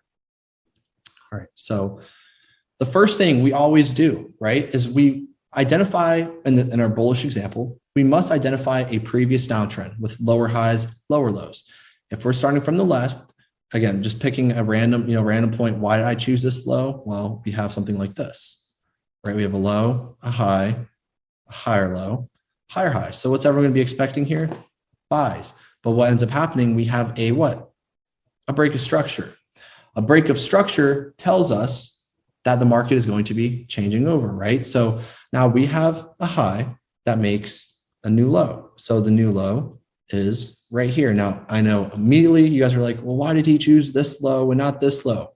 Again, we want to focus on the most relevant move for here. Like if you start doing this, right, this is not going to tell us anything. This is not going to tell us anything. Focus on the actual move of what's happening. So noticeably, this lower high makes this low now, correct? So now we see a new low. Now we see a lower high. Where's the new trading range? From this lower high, correct, to this lower low. So we expect price to do what? Make a new low. Where's the new range from this lower high to this lower low? We wait for price to break this low. And again, in order for us to mark the right structure, we need to see a pullback. So for instance, again, why am I not identifying this point right here? Well, this is too thick. This high is higher than this high. So I'm choosing this as my lower high. Additionally, maybe some of you guys are like, oh, why didn't he mark this lower high, this lower low? In order for us to consider a lower high, we need to have a pullback. Is there any pullback here? No, it's a couple candles. We need to see some serious pullback, right? So for that reason, we now have what? Where's the lower low? Not here. It's not here. There's no pullback. But why would this low be a low? Don't we have a pullback after it? So this will become the new low. We have now a lower high, and what? We have our lower low with a meaningful pullback. Where's the new structure? From this lower high here to this lower low. Wait for the low to be broken, and then what do? We then wait for price to break it. Now this is the new lower high. Awesome, right? So now with the diagrams that you guys have, you can kind of start to see how this is making sense. Now, again, this low is broken. We have a lower high. This is maximum high. And now what do we have? We have a lower low. So at this point in time, we are thinking what? We have our higher high, we have our lower high, and our lower low. Before this even happens, we are expecting price to do what? For it to come somewhere up in here and to go lower. Are we not? So this is what we're expecting. However, what do we have? We get, yes, of course, some rejection, but what happens is what? This lower high is broken. So now where do the new structure points become? Again, why are we not marking any of this individual stuff? Well, this isn't telling us anything. This is the last lower high that made a lower low. And we need to understand two things is going to happen. One, price will come into it to go lower. And if that doesn't happen, the only other thing that can happen is the opposite. It'll break it and then go higher. So where's the new structure? Well, it's this high. And why is it this high? Because this is that first point that broke the previous lower high and had some form of pullback. So this now becomes our new high. This is not a lower high anymore. This is not a higher high. This is just a plain high because it's resetting and transitioning into a new trend. So this is, if we think about it, this is our phase one over here. The previous downtrend. This is our phase one right here. Where's phase two? Phase two, the lower high broken for a break of structure. Where's the lower high broken? It's right here. And this is our BOS. This is now phase two right here. Okay. Now phase three, look for the trend shift for buys. Well, now we have a low and I have a high, correct? So now we have a low and a high. What are we going to anticipate? Price to come in between this range right over here, correct? And it's going to have some form of pullback. It pulls back a little bit and does what? Goes higher. So now where's the absolute? This becomes our new structural point. Again, why? Because we have a pretty rapid pullback. Are there any pullbacks in between here?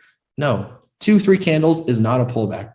Just don't mark it. If it's 1, 2, 3, 4, 5 candles, don't do it. It has to be drastic. So this is the first area we have a pullback. So our new structure comes from this low, right, to now this high. Anything, price can do anything. It can screw around with you all it wants in here. It can do anything, but you don't want to get caught up in this. We have to have every move make sense.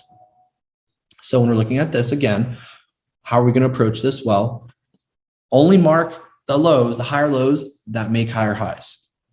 Higher low, yes, it made a higher high. So what are we doing? We are not going to mark anything. We're going to mark anything in here until what happens? We break a new high. And what happens again? Price breaks a high. And then where's the highest high made? It's right here, right? So we now have our new high. Where's the higher low that made this high? Well, it's right here. So now our new trading range, higher low, higher high over here. Now we have a higher low. And where's the higher high? Over there. So now we're going to be looking for buys between this low and now this high. Now, don't think I'm just saying, oh, you're going to be looking for buys anywhere in here. Of course not. You're always going to have specific areas. But now when looking at this, guess what? As long as it can do anything it wants, it can come all in between here, blah, blah, it can mess around. As long as this low does not break, This is a higher low, and we long-term are going to be looking for what? It to make a new high. So same thing, price then makes what? A low, drag is broken here. We have a new high broken. Where's the lowest point after this high was made that it went? This low, new high, drag it. Where's the new high? Over here. Where's the low? Right here. So when we're viewing this from a range perspective, ranges will always be respected. And if you can identify the right range, which is crucial, if you identify the wrong range, you're always going to be losing out. I mean, that's how it is. Like for instance, had you seen a low, a lower high, a lower low? Oh, this is a break of structure. Guess what? You would have been looking for buys and you're losing. So structure is very important, and it takes practice to know how to properly mark things. But don't worry, we're here for that. It's not going anywhere, and structure is just the beginning of everything. So this is that 3-step scenario that you should be looking for when you're identifying reversal trades. You almost want to think of it as an inverted or regular bell curve, right?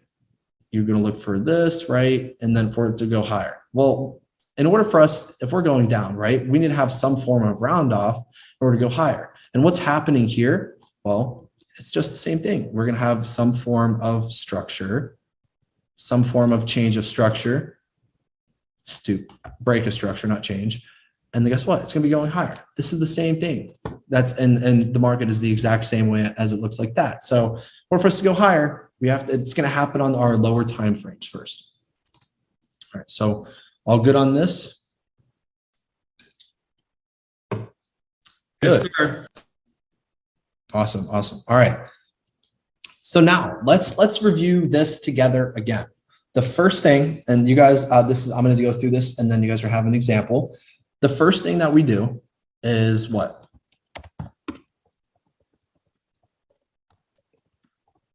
First thing is identifying our previous downtrend. All right. So let's start from the left. We can't just pick random lows and random highs, right? We need to make them make sense. So what's the first low that we see over here that would make sense? Put a 1 if you would say this low, put a 2 if you would say this low. 1, 2. Where would you start?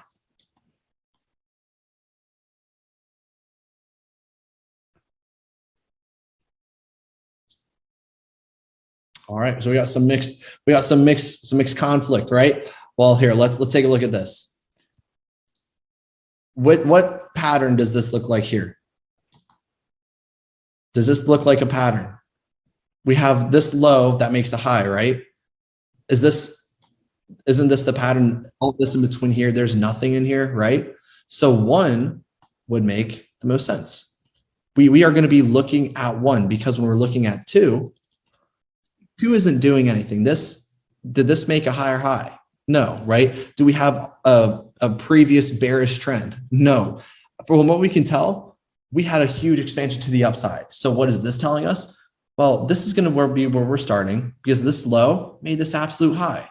So hopefully that should make sense for y'all. But yeah, so at this moment in time, from the limited knowledge we have, we are going to be looking for just minimal buys. And what's happening is what? Well, we start at 1 and then price, of course, does what? Let's say we have this. What is this first point called here? If this is that structure that we had for buys, what do we call this? Low high. Well, this is a high, right? But what happened over here? BOS, right? This was a break of structure, telling us now that we're going to be changing the trend. So now let's see, right? We now have a new low, and this is that high that remains intact, correct? Now we have a new low. So what do? We wait for the low to break, and then we choose the absolute high. Now notice what happened over here. We had a low, we had a few candle pullback. Okay, now I remember how I said this isn't a solidified. In this case, I mean, it's pretty clear. We're marking this in the past. So this is what we would choose as now what? Our lower high. Now we have a lower high, right? Why? Because it made a new low. So now we have a lower high. Now we have a lower low, right? So now, same thing. We're going to let's draw a line to the right. We have now a lower high. Why? Because it did what? Right? It made a lower low. Now in this example, right? Are we going to be doing all this? No, no, no, no, right? So now what we can say, our range, our valid range that we're going to be looking at is going to be this small pullback. And again, none of these are valid pullbacks. Absolutely not. So the low we're going to be choosing is what? It's going to be this lower high, lower low, lower high, just the absolute one, right? So now where is our last trading range? It's from this lower high right here, right? Our lower high here and our lower low here, correct? What happens? The lower low was broken.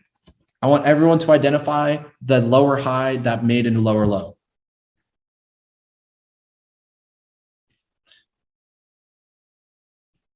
Beautiful, right? So now we have our lower high because it made our lower low.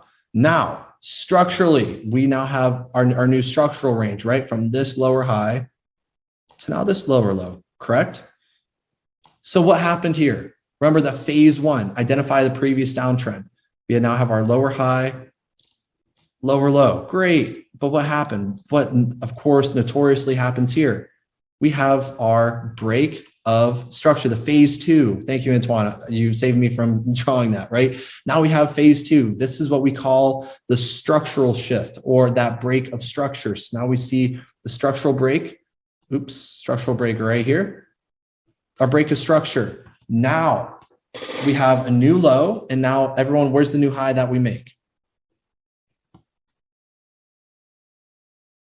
All right, so now we have a new low and a new high. Good stuff. So now we're looking at new bullish structure. And this is that phase two. Remember that break of structure. Now I want everyone to complete the remaining. Let's see what you guys choose now. Go ahead and take 20 seconds and do the rest.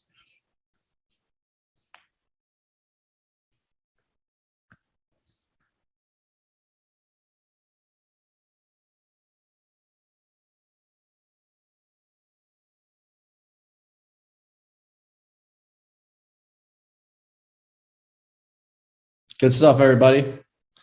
Good stuff. So now notice we went from having something that made very little sense, and now we made it make sense. So based off exactly what you guys are doing, all Picasso's over here, we should be expecting, right, buys, right? We should be expecting ideally buys from this low over here, right? Because this made a new high. And buys to do what? To go higher. So this is how we need to be approaching it. Awesome stuff. So those are those three phases. You have the downtrend, the trend shift, the new trend. And that's how it's always going to be. So good stuff. I love it. I love it. I love it. All right. Good stuff, everybody. So I'm getting some basic intro to mastery structure in there. Now let's talk about the bearish reversal. So let's go back to some note taking. I wish there was a way for me to figure out. It always says web page taking up memory. It always says that. I wish I could just remove that. I have no idea. But anyways, bearish reversal. Same thing, just inverted. At first, in this scenario, we have a preceding uptrend. So we have preceding higher highs, higher lows, higher highs, higher lows, all the good stuff. So this is what we call our phase one right here. This is our phase one, and that's going to be uptrend, the continuation of the uptrend. So now we have the uptrend here, right? So this is our one, identifying the uptrend. The second thing is what? Well, just like last time, we had sells, right? We had sells coming into, then break a structure, and then to go higher. It's the opposite. We now have buys coming in, but then sells to take over. So higher low, higher high, higher low, higher high. At this point, what would we expect? Price to ideally come back into the range and go higher, but that didn't happen. So it was the new structure that was made. Well, we have this high that now made what? A new low. So now this, again, a break of structure does not guarantee a reversal. It only signifies it. Yes, oftentimes it will happen, but in order for it to be a proper break of structure, this has to react, this high must react from something meaningful, which we have not talked about yet. That's why I keep saying for later reference, how to know if it's a true break of structure versus a false one. So after we have that phase one, the uptrend, two, we have that break of structure. Three is then the new trend, right? We now have a high and then a new low. The low is broken. right here. So of course, what do we expect? Price to then have a lower high here. So low is broken, high makes a new low. It's broken over here. We now have a new lower high, a new lower low. And then of course, wait for this low to be broken. And what are we anticipating? Price to have a retracement into our range to then resume lower.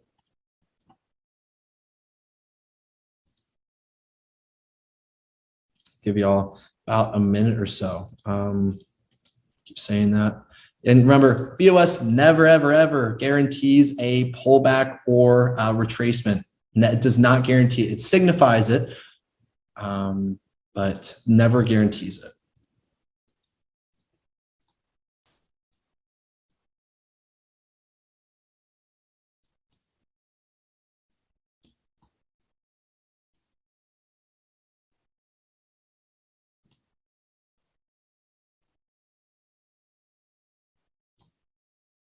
Let me give you all another seconds, clear all my drawings.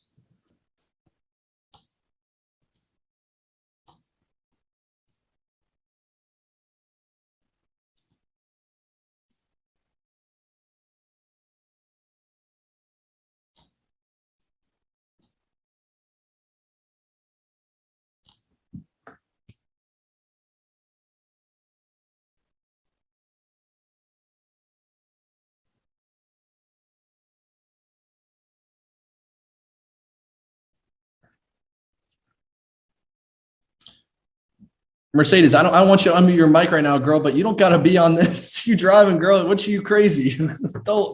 I'm not going to have that on my conscience. You can always join back. You're good. I have you connected to my car. So all right. I just want to make sure. All right, guys. So we're going to go ahead and continue. We're going to keep moving forward. So this is now that's why we refer to it as our now in instance bearish reversal, come from buys to now sells. All right. So let's go ahead and continue. So now what we're going to be illustrating is exactly what we did before. The first thing, what do? We identify the previous uptrend. So even prior to looking at anything to the left, we need to focus on what's going on to the right, to the left, right? So now when we're looking at this over here, we have, again, what do we start with? Well, the first thing that we see to the left, we clearly see that we have some form of high. So then what do, right? We need to now wait. And again, guys, this is not, yes, this is a higher high, but this is not significant. It doesn't have a pullback. So don't mark it. We now have a high, we have a low. We can tell we're going higher based because the high was broken. Now we have a higher low that makes a higher high.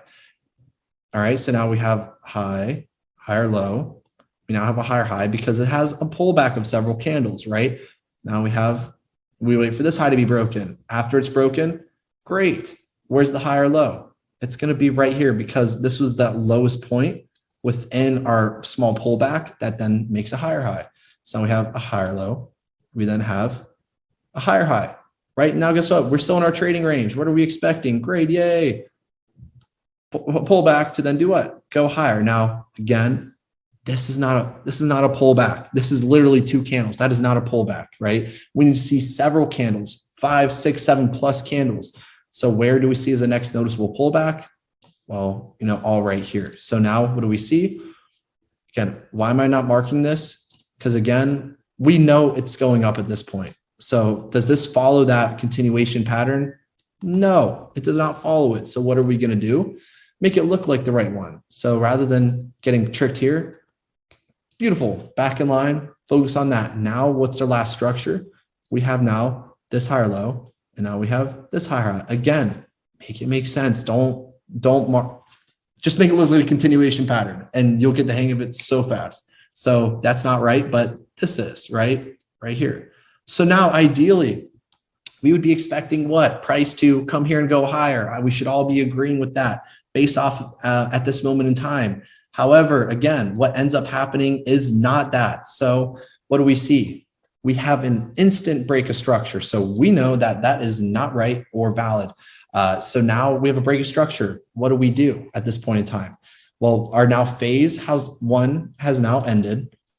now we are in the second phase, which is the change in delivery, right? The change of the break of structure too, right? So now what are we expecting? Ideally from diagrams, we're going to be expecting this, right? We have now a new low.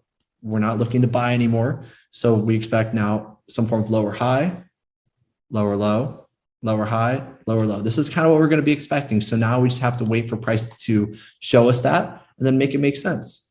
So for instance, again, we're not just going to choose this random low. We need to have some form of pullback. So I'm deleting this for now, if I can. You don't just want to mark the first structure as soon as it breaks. Don't do that. Just wait so you have confirmation. It makes sense. So let's look, right? We have a low or a high, and then it makes new low. Now, again, I know instantly what you guys are thinking. Oh, we have this. This is not telling us anything. This is literally not. You're going to see this all over the time. It's not. So what do we down do? Focus on the new reversal structure, okay? So what do we see? Let's have it make sense. Low is broken. We see this is the absolute point, and we need to make it look like that continuation pattern, correct? Well, let's do it. If you did this, again, it doesn't follow that self-continuation. So you're going to be wrong. Make it look like the self-continuation. High. Now we have a new low. Draw out the structure. Now we have a lower high because it made what? A new low. And then guess what? Oh, we have a lower high and then a new low. Why did I choose this high? Because it is higher than this high right here, okay? So that's how we should be approaching structure. This makes sense. It'll take practice for those who are new with it, but it is everywhere. Yes, B-Law, you're a beast. I know you've been just destroying it this week. That's a prime setup as you can see right there. So even here, even everywhere, buy, sells, anyway. So this is that example of how we're going to be going through it together right before I send you guys off to do this yourself.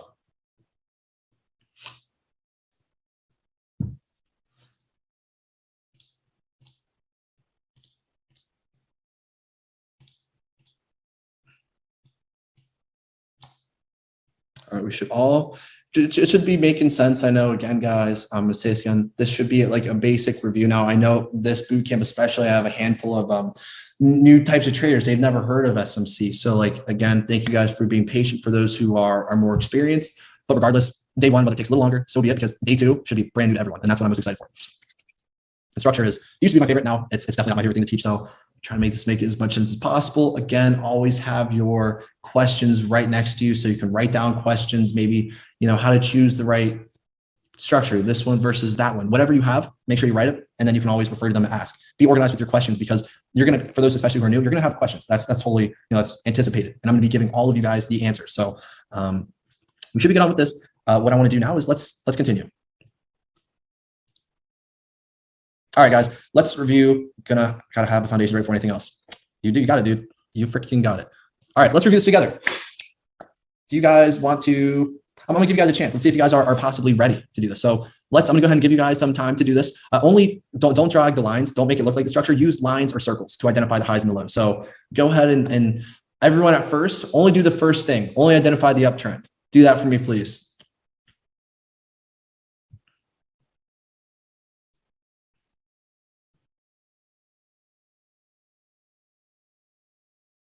Only the uptrend, ladies and gentlemen.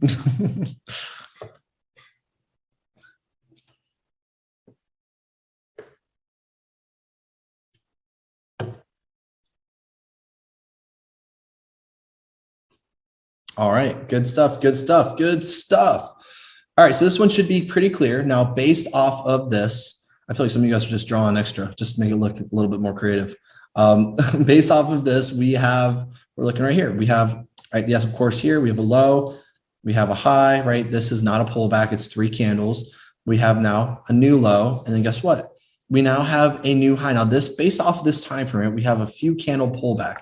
There's 2 ways to view this. We can view it as, right, this kind of structure right here. Now we have, right, of course, a new high, higher low, higher high. That's one way to view it. And if you view it this way, the only other way you could view it would be what? Would be, oh, maybe this isn't a pullback, right? It's only a couple candles. I'm going to choose this high.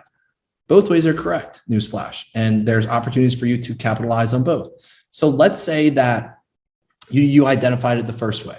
The first way would make it a little bit more confusing for you. But what I want to do is let's just do it this way right here, right? Let's say we have a higher, let's say we have a high, a low, right?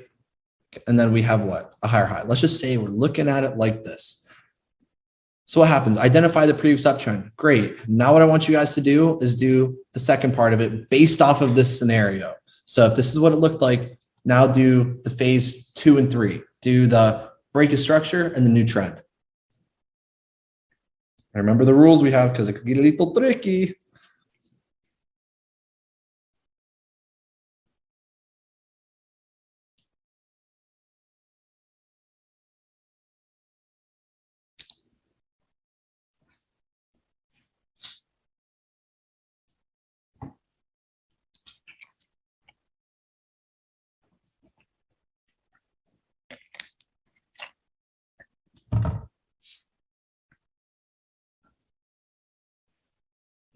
Little trick. Remember what we were saying? If you see something that looks like this, all right, I'm gonna clear everyone's drawings. Hold on, clear viewers' drawings. All right, so you guys were all great, right? Now there was some that's a little tricky, and do not worry, you're not going to get this instantly. It requires practice. So what we have here is we have our break of structure, right? Oh, great, this is a break of structure. Now I would like to believe all of you weren't following the leader because if the leader fails, everyone else will. But let's look at this. We have now a high and we have a new low, right? Great. You'd be like, oh, well, wait, now we have a gradual retracement. Now we have a lower high. Now we have a lower low. Great. But what happened right here? Notice how it wasn't respected anymore. This is where you now need to switch and make it make sense. We need to not make this look like buys anymore because we know if this break of structure, it's going to be selling off. So we need to make it look like sells. So rather than looking at it like this, we need to retreat and retract our steps a little bit. We need to view it as what? We now have a high that makes not this low, right? Because then you mark it like this. We have a high that makes this low, right here. Because if we follow it from this perspective, then it becomes like this: high, low, higher high. Now, yes, of course, that's valid, but look, lower low. Still, this is a break of structure, right? Still a break of structure, but we're choosing to focus on a different point. Now, our new range becomes from this lower high to what? This lower low. We expect price to come back, and you'll know exactly why this happened. The reason I'm kind of going over this is because you'll know why this happened, why we don't trade structure. So you'll learn about this, but now we have what? Where's the low broken? It's broken over here. We have, this is the high that made that low, correct? So now we look for what? A new low. Awesome. Now what happens after this? Well, rinse and repeat, right? The same thing.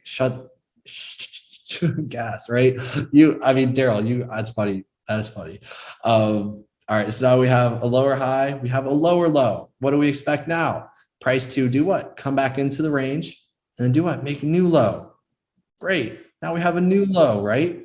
So now where's a new trading range from this high to this low? Price will, of course, come back up into it and then go much lower. So this is how that whole transition plays, and we need to make sense of it. We have to understand what the reason and purpose for any move. So notice how I went from making really not much sense to looking like this. This is the first scenario I wanted to cover with you. Now, if I retrace my steps just a second, just to kind of show you the other scenario, because I said that's the first thing. The second thing, if you were viewing it like this, high or low, high, low, higher high, because remember we were saying a couple candles isn't a pullback. You could also view it like this, and this would have made your analysis the same, but a little different. And let me show you how. Where's the break of structure in this scenario? Can all of you guys identify it?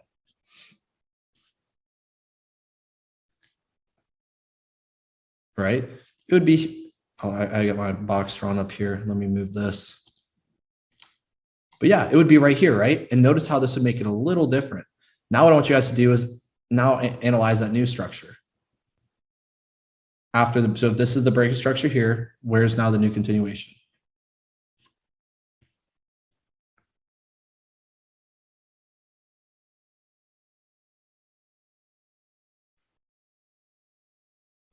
Awesome, right? So now we can see I'm just gonna clear all of y'all's drawings. Draw. Clear viewers drawings. So now you guys can see, had you marked it like this, it would have made sense, but you have to understand that this is actually that high that did what? That made this low. This is the actual structure. And I know it's a little confusing to just to think of it at first, but this is the high that makes what? This low, right? This is the high that makes this low. So it can come all the way back up, 99.99%. It can come all the way back up to here, then it can sell down. But based off of this, of course, what happens, we identified the other structure too. So maybe it's really what we're gonna talk about next is fractality, structure within structure. Because notice if this was maybe our 5-minute structure here, well, maybe 1 minute structure, it could have been exactly as we identified. But if you notice, they all end up coming back to the same point. We know from the, let's say the blue is the 5-minute time frame and the orange is the 1 minute. Well, we know on the 5-minute, we had that break of structure, and we're going to be looking to take cells from our cell range. However, also on the 1 minute, we have 1 minute structure inside of our structure, which we're going to dive into here in just a second. But now notice what happens. By utilizing our 1 minute structural range, we can actually understand where the 5-minute will come back to. This is our 1 minute structure. This is our 5-minute. They both come back into alignment with where we want to be going, which is lower. So what do we expect?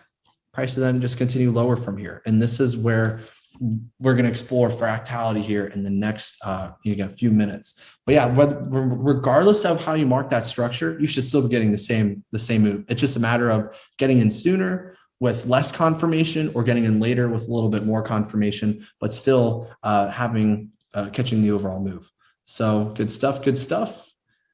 Continue on, get through the, shoot, hold on. I'm gonna pause this for a second.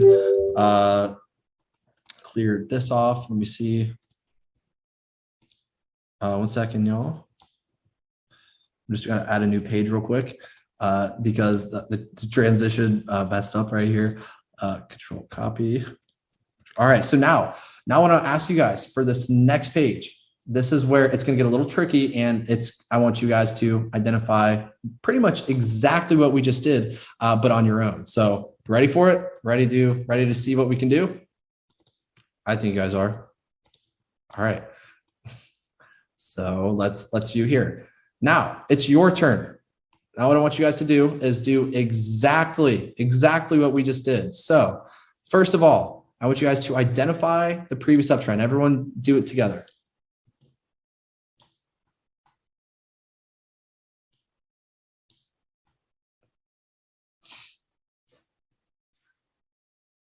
And stop at phase 2 or just after the second phase.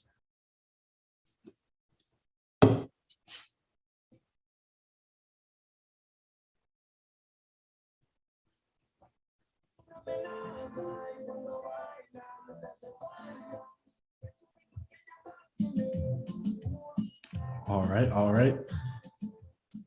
So let's stop at phase 2. Youngie Lou. All right, so we got phase 1. We got phase 1 mastered. I love it. All right, now phase 1. I'm just gonna just do this for y'all real quick.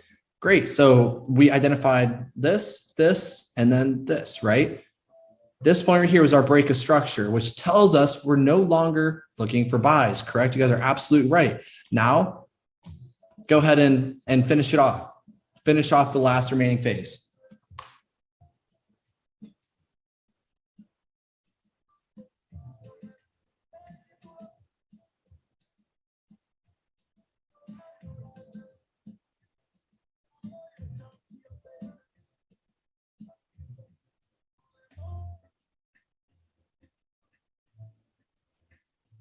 All right, good stuff, everybody. Good. You know, if we can even see the structure anymore, I can't even see this. I would have chosen this at this point because I don't see nothing over here.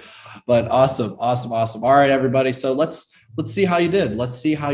Right? So beautiful, right? So this is how we need to approach it. Now, I saw some conflicting.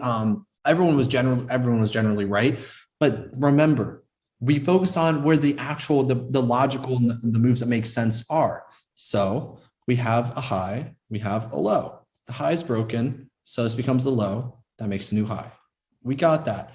Now what happens is, in order for us to mark a higher low, we have to wait for a higher high to be broken. Pretty straightforward, and we're familiar with this by now. We're professionals, right? Higher high is broken. Awesome. So now what's the actual low? The lowest point that caused this high to be made? What's this low? So structurally, we're going to be looking at this. So at this point, remember, from this low over here until this high right here, we're looking for buys. So my question to everyone is there, yes, where you have structure within structure, which we talk about in the next slide.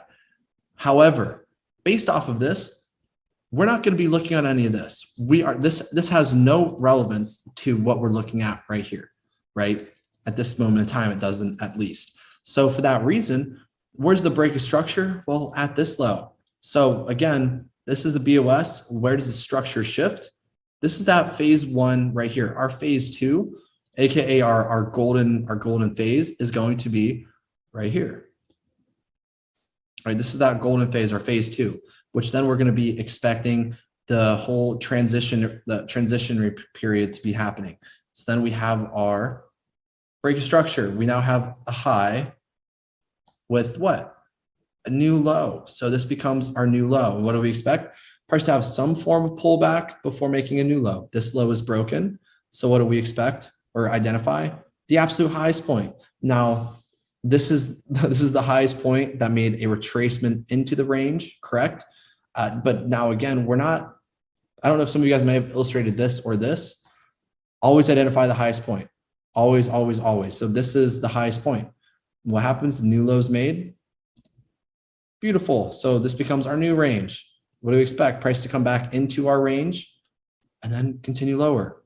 Beautiful. And then of course we have a new range, right? We have a low made a new low, lower high made a new low, becomes our new range. And what do we expect again? Price to come back into it. It can do whatever it wants, right? Now, again, this is not a lower high until what? It makes a new low. So right here, we have this becomes that lower high that's going to be making, our lower low. So our new range in the future is going to be from this lower high to a new lower low. And then we're looking to sell. So ranges will help you so much, but so many retail traders especially don't understand structure, or at least at the very basic, they understand this. But this is still very basic. We need to level it up a notch because this is just looking at one time frame. What if I told you we know that trends are different on all time frames because we know that all of these individual trends are happening on much smaller time frames, correct? So what you're going to be doing is, it's great that you can identify the main moves, but what if I told you you'll be able to take all the positions all in between because you know what the main moves are doing? That's what we're going to be getting you guys to understand, is understanding what fractality means in the entire sense of, we'll go into that now. We'll go on that right now. But that's what you guys are going to be learning now. So lied. In 1 minute, you guys will be learning that. So now that we've covered the basic structure introduction with continuation and reversal structure, we're going to briefly introduce trading range, premium, and discount. So AKA selling high, buying low. What's the reason behind it? Why do we do it? What's the purpose? And that's what we're going to be exploring now. We're only spending one slide on it because it doesn't really have too much relevance to especially how we trade now, but it's important to know why it's a good confluence or reason to be taking any sort of position or finding your analysis. So generally all of us should be, we should be wordage, diction. What's the word I'm looking for? We should be familiar with trading range, premium, discount. So trading range, as we've discussed, is just our structure, right? That's the area that we're going to be looking to take our trades. So when we're looking at this over here, and yes, there's a lot of words, don't worry about the words. We have a lower high, a lower low. This is our trading range, right? We look to take sells in between here for us to go lower, right? Because why? Well, if this high is broken, ideally we'd be looking for buys. Again, this will change tomorrow. But that's what a trading range is. So the trading range is the range between the last structural points in any trend. It shows us the valid range where we should expect price to return to prior to continuing the trend. So within our trading range, anything that happens in between, if this is our trading range, right, from this high to this low, this is essentially saying we're going to be expecting new lows based off of probabilities. So anything that happens in the range until this low happens is just going to be a pullback. So with that in mind, we need to understand in an uptrend, our trading range is from the previous higher low to the current higher high. In an uptrend, the previous higher low to the current higher high. Let's say this is where we are right now. Where's the previous higher low? It's right here. Where's our current higher high? It's right here. This is our trading range, okay? Now, within every range, we have something called premium and discount and equilibrium. Trading range here is the same thing for the sells. I don't think I have to mark this out, but just for reference, trading range. We're looking to sell and we're looking to buy. Now, within a valid trading range, we have premium, discount, and equilibrium pricing. Now, what are these, right? What are these? Well, we know based off of market conditions now, especially Earl. I talked to him, a few days ago about the real estate market right now in Renton, Miami. It's crazy. This is not a buyer's market. This is a seller's market. Everything is cream of the crop. It's so dang expensive, and you don't want to be buying right now. And the same thing happens with trading. You don't want to buy for more than what you're ideally looking to get in at the fair market value. You want to be buying as much as you can for as less as possible. You want to be buying when it's at a discount. Let's say right now you're at a grocery store or you're going to go shopping. Do you really want to spend $70, $80, $90, $100 for a marked up t-shirt that you can get the same quality, same value for maybe $20, $30? Maybe if you're about brand or merchandise, okay, that's fine. But ideally, we want to be getting a discount on whatever we're going to buy. So discount pricing refers to the area below our equilibrium, AKA equilibrium is just the fair market value. If it doesn't increase in price, great. If it doesn't decrease in price, great. Essentially, it's just the same price and it's worth the value of it. You're okay with spending that. It's fine. That's essentially what equilibrium is. And equilibrium is the 50% of the trading range. Equilibrium is the 50% area between the trading range. So now we do have some fib traders in here, those who look at fibs, or maybe you haven't before. For me, I did fib trading explicitly for a couple of years, like at every number, right? You have the gold up, 38.2, 32.8, 61.8, everything, even the magic numbers with order blocks and BS. Okay, none of them are real. I'm telling you, the only one that actually matters or has any relevance is the 50. And you guys will be learning why, especially when it comes to the algo, understanding that numbers don't mean anything. Yes, everything is 369, but how many times, if you're looking at a fib, have you wondered, is it going to come to the 23.6, 32.8, 61.8, 77.6, 79, whatever, it doesn't matter, 88.6, right? You're never going to know which one it's going to come to because it's always going to be different. However, by understanding equilibrium, price should at least make a 50% retracement of the overall range prior to continuing that trend. So where's equilibrium? If this is our high and this is our low, if you want, take a Fibonacci retracement tool. And all you need to do is you need to identify just where the 50% is. And if you're looking to sell, you look to sell at a premium, right? Like we talked about, it's a seller's market right now. If we're looking to sell again, are you going to want to be, and let's say the equilibrium is where you bought it at, right? Let's say you bought your property here. Do you want to sell it down here? No, you don't want to sell low. You're not making any profit. You want to sell it at a premium. So you want to be selling it for more than what you got on it. So then you can get a positive return, right? So we want to be selling in premium, AKA selling above equilibrium or 50% of the trading range. Indicates that we're selling high, we're making money, right? So if you have a small pullback here and it goes lower, don't sell here because it will need to come up higher before going lower. That's premium price. Discount pricing is the same. if you want to buy something, you don't want to buy it, right? If this is our overall range, you don't want to be buying it. I mean, gas, unfortunately, you have to, but you want to be buying it at $6, $7, $8 a gallon.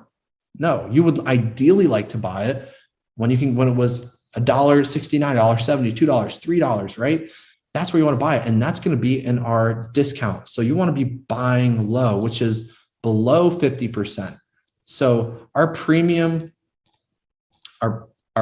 price is above the 50% of a sell trading range, and our discount is below 50% of our buy trading range.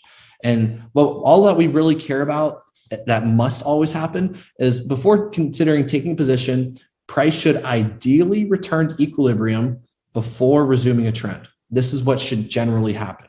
Now, this will not always happen. It could reach 40%. So what I would say, if you guys want to add this into your notes, just for the time being, is we need to see at least a 40% retracement, meaning there will be times where it will just come up to here, right? And then go. It won't even reach premium, or it won't even reach discount. Well, shoot, Griffin, how do I know which one to choose? Is it tranquilo? You're chill, and it's good. You're gonna know. So 50% is equilibrium, but if you really want to push the limits, 40% is the absolute minimum or maximum that I would look to buy or sell below. All right. So additionally, 50% retracement indicates a healthy pullback. This is what's going to help us understand. This is going to help us understand what's healthy. So for instance, if let's say we have this right here, maybe we're selling, right? Let's say we have this. And let's say we have this now. Is this structure, just asking guys, is this a lower high? If we're thinking about from healthy pullback, we have a low, high, a lower low. Yes, this is a lower low, but if we're thinking about what a healthy pullback or a healthy retracement is this going to be a healthy pullback? No, right? So what do you think we can expect instead? Let's say this is where price currently is. What do we think price is going to do? Pull back, a decent pullback. Yeah, right. It'll probably have to come back into this range. So for this reason, don't mark these irrelevant little structure, right? We want to be focusing on the real moves that have significant or meaningful pullbacks. Don't mark this, right? Just say, all right, this is a low because it's not, and proportionally, this is a fraction of the size of the last retracement. It shouldn't work out, right? So ideally, this is what will work out. But if you identify the wrong structure, you're going to be screwing yourself. Again, practice, a lot of scenarios, you'll become a master at it.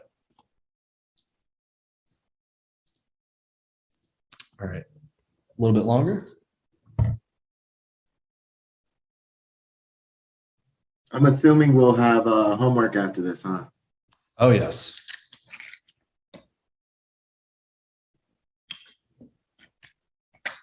And for those who are beginning, don't worry, it is a lot to soak in at first. But once you go through the whole learning process, you realize there's only like ever 4 things that we look at, ever only. But the initial learning curve, yeah, it's going to be a little drastic to 4 days. It might be on a little bit of roller coaster of emotions, like, oh, I can't do this, oh, it's so hard, or oh, I feel great.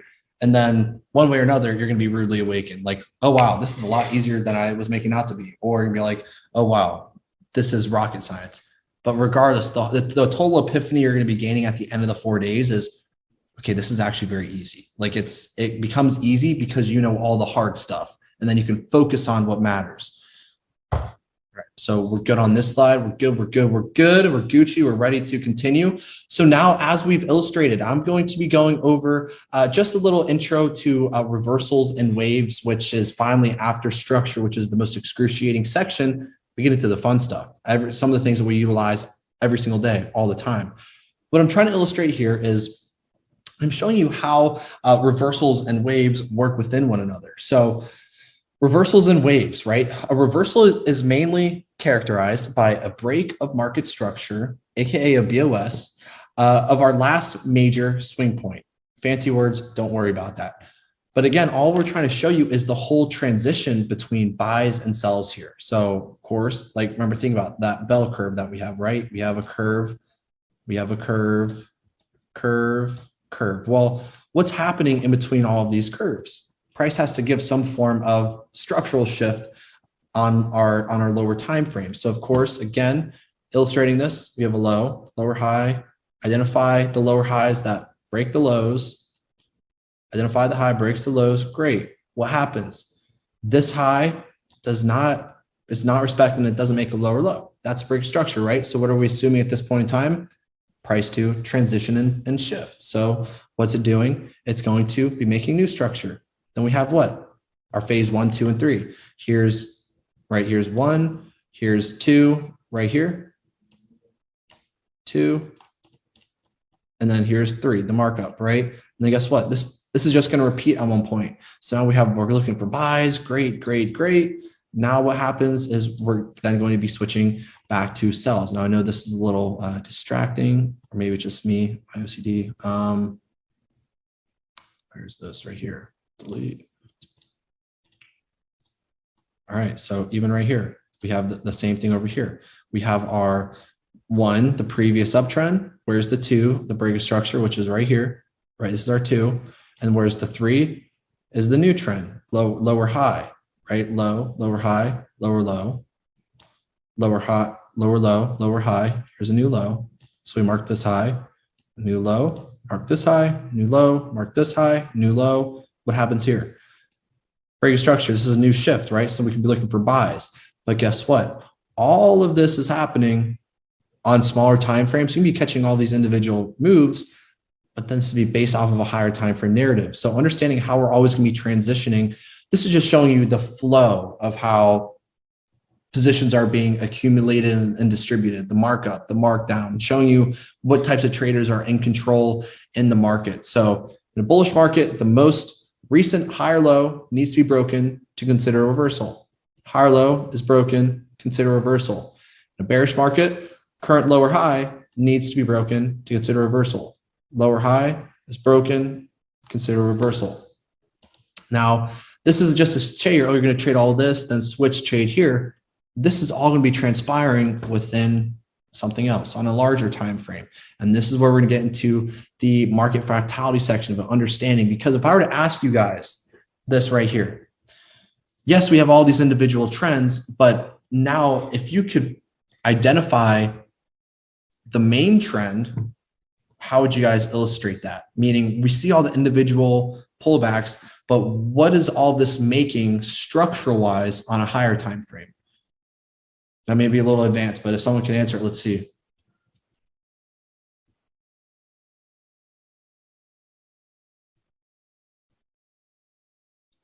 Yes, sir. Yes, sir. Yes, sir. Right? Good, good, good. Now, Jorge, question, brother. Let's think about this. What did this low do? Did this make, remember what we talked about? I'll put you on the spot, but you're good. Think about it. If we have something that looks like low, so yeah, this is well nothing. I mean, it didn't make yes, this high didn't break the low, so we're just waiting for this to happen. Like I'm going to annotate. Yeah, I'm just waiting for this to happen. Yeah, because Sweet. it's a yeah. Awesome, awesome. Yeah, so that's exactly what we would do. As we know, the whole purpose of all this happening this is all the higher time frame move, and we're just seeing on a lower time frame how it's transitioning. So it might be a little advanced, but good stuff, guys. Yeah, so that's just showing you kind of how the flow and the waves are working together, because what the market is fractal. It's waves within waves, and I'm going to be explaining that definition here in just a quick second. So let's see. Let's go here. All right, so I understand that. Awesome. Now let's go back into what we're talking about. What is discount price? So we talked about it, but just a quick example. That won't want to spend too much time on this. Is discounted price the first thing that you guys always want to do whenever approaching a charts? Is you need to understand the structure, higher time frame structure, specifically identifying the continuation structure. So the first thing that we're illustrating or identifying here is what? It's going to be the structure. Structurally, we have a high, right? We have a high, a low. This low makes a new high, correct? So now what do we have? We now have a new low, right? Because it made a new high. So this becomes a new structure range, right? What do we expect price to do? Come back into our range to do what? To go higher. So now what do we expect? Where is our new trading range? Remember, structurally, this low to this high. All we do is we grab our fib, our Fibonacci retracement, or you can eyeball it, doesn't really matter. And you just look for what? You look for where the 50% of the range is from this low to this high. And you look to buy below the 50% of the range, at least at it, if not below it. You'll know specifics, of course, in a little bit, right? So now what do we see? Price comes back into discount, comes into the 50% retracement and goes higher. And it will always be the same. Here, you have a low, a high. Where's 50% of the range? Probably right here, right? Comes below 50% to go higher. Same thing. So that's what we're showing you first. First is structure. Second is premium discount. It's an immediate next thing that you want to be understanding. All right. So I think we're all good with that. Now let's look at the premium price. Premium price is the exact same thing. First thing is always structure, then follows our premium discount equilibrium. Structurally, we have, some form of high over here. We have some form of low over here. Now, again, why did I mark this? Well, notice again, that's broken. Doesn't follow the pattern, right? Right, doesn't follow it. So we need to make it look like the sell pattern. So for that reason, we're going to be choosing this low. Then what? This lower high. Crazy, it works. So then we have a new low, right? So we have new structure. May mark this as the lower high. Where's the new low in the future? It's over here. We know we have to have a pullback in between this range. Pullback, new low is where? Over here. Expect the pullback to then make a new low, correct? Now, guess what? We now have, where's the new low in the future? Over here. So this is that last lower high in our current lower low. We draw our fib from this high to this low. And what do we expect? Price to have some form of retracement back into a premium price, this 50% to do what? To make a lower low. So now, of course, you guys will learn how to catch all these positions that we teach you extensively, but that's besides the point right now. But once you understand it, you know where it's going. And this is what's going to start developing your 2020 foresight vision without talking about anything that actually moves the markets, because this structure doesn't move the market. Premium price discount doesn't move the markets. That's how you can trade it with an edge, but we're more focused on what actually controls the market, right? So that's later on. So this is our premium price model, our premium price example, always giving you guys some live examples to go along with that. The reason I'm pausing my screen every individual is because I had videos and they're not rendering and it's going to crash and I had to take them off. So now let's go into fractality. I want to ask everybody right now, participate, unmute your mic, or you can type in the chat box. Does everyone know what fractality is? What a fractal is? Well, I mean, shoot, now you do, looking at this. But does anyone not know what it is? Someone who does know. Anyone want to give their own explanation of it? I can do it. Sure, bro. In the higher time frame will also happen in the lower time frame. Absolutely. Yeah. So what is a fractal? A fractal is the same image zoomed in and in and in on itself until it's endless, right? It's limitless. It'll never end. It's an infinite figure of things that are going inside. And specifically, I don't know, someone gave me the idea. I don't know if it was last boot camp or something, but specifically it's a Russian doll scenario. And Russian dolls, essentially, it's a doll that has a smaller doll inside of it with a smaller doll inside of it, a smaller doll inside of it. And that's how we need to think about the markets. The markets are the same way. Everyone says, what type of trade are you trade on this time frame, blah, blah, blah. No relevance. And let me show you why. Let's say, for instance, and let's think about this Russian doll scenario. If I were to ask you right now, let's say we have something that looks like this. I'm going to divide this into 3 different sections, okay? Let's say we have trying to think about this. Let's say we have 1, 2, and then we have 3 below here. And let's say that this would definitely be helpful to write as well, but I do want you guys to participate. let's say that this is our 4-hour time frame, right? Let's say this is our 4-hour right here. And let's say the structure per se looks like this.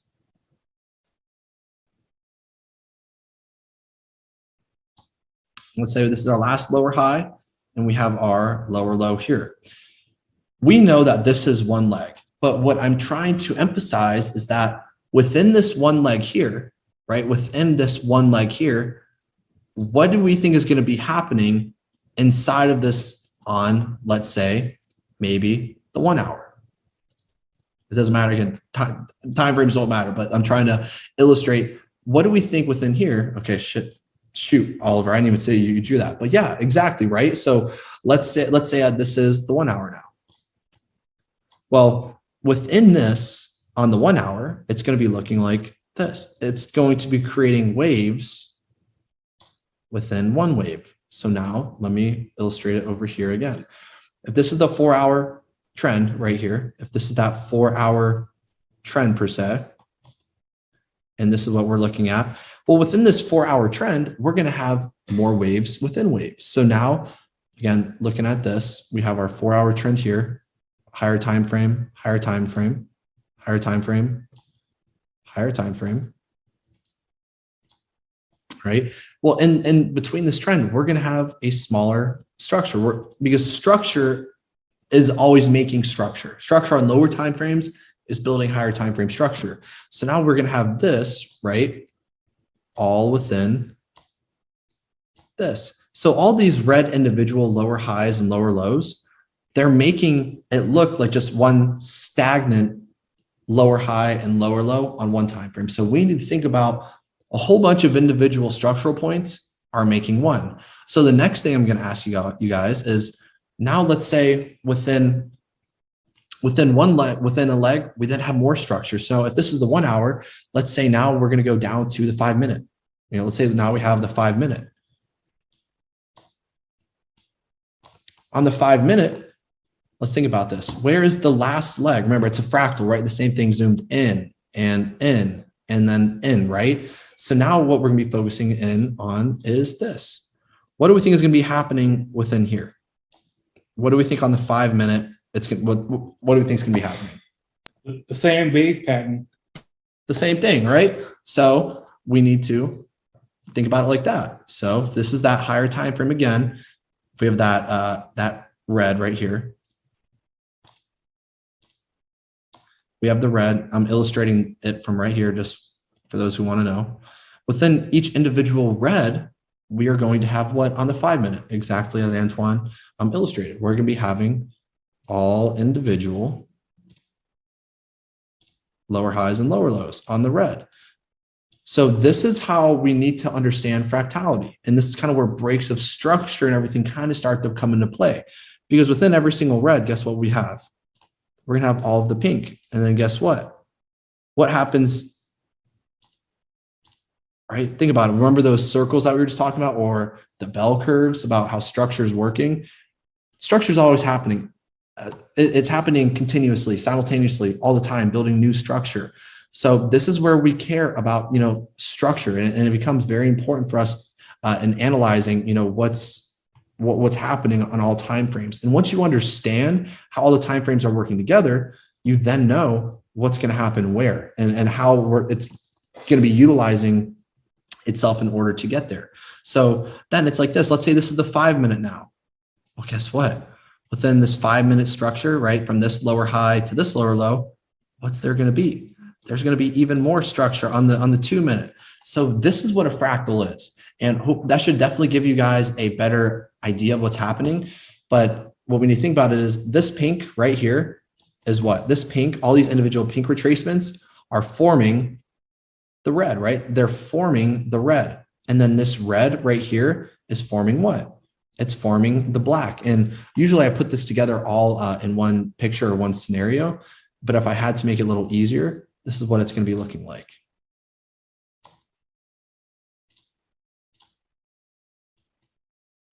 I would definitely draw some of this out for examples, just to make sure. And guess what? Where's the black? The black will be this. So let me know, guys, does this make sense as to what I'm trying to illustrate right now? No matter the time frame you're trading, there's going to be different trends on different time frames. But by understanding it's the same thing over and over and over again, if you know where you are within the trend, you know that where we're going. For instance, let's say red, we had something over here, right? If this was our red right here, based off the 4 hour, we want to be going lower. So can't we just use the red to target the black? Because we know it's going to be going there regardless. This is where we start programming our mind, and again, intro to it. But let me know, guys, if that makes sense, just for an intro. And if it doesn't, just put a 1, and we'll go into it.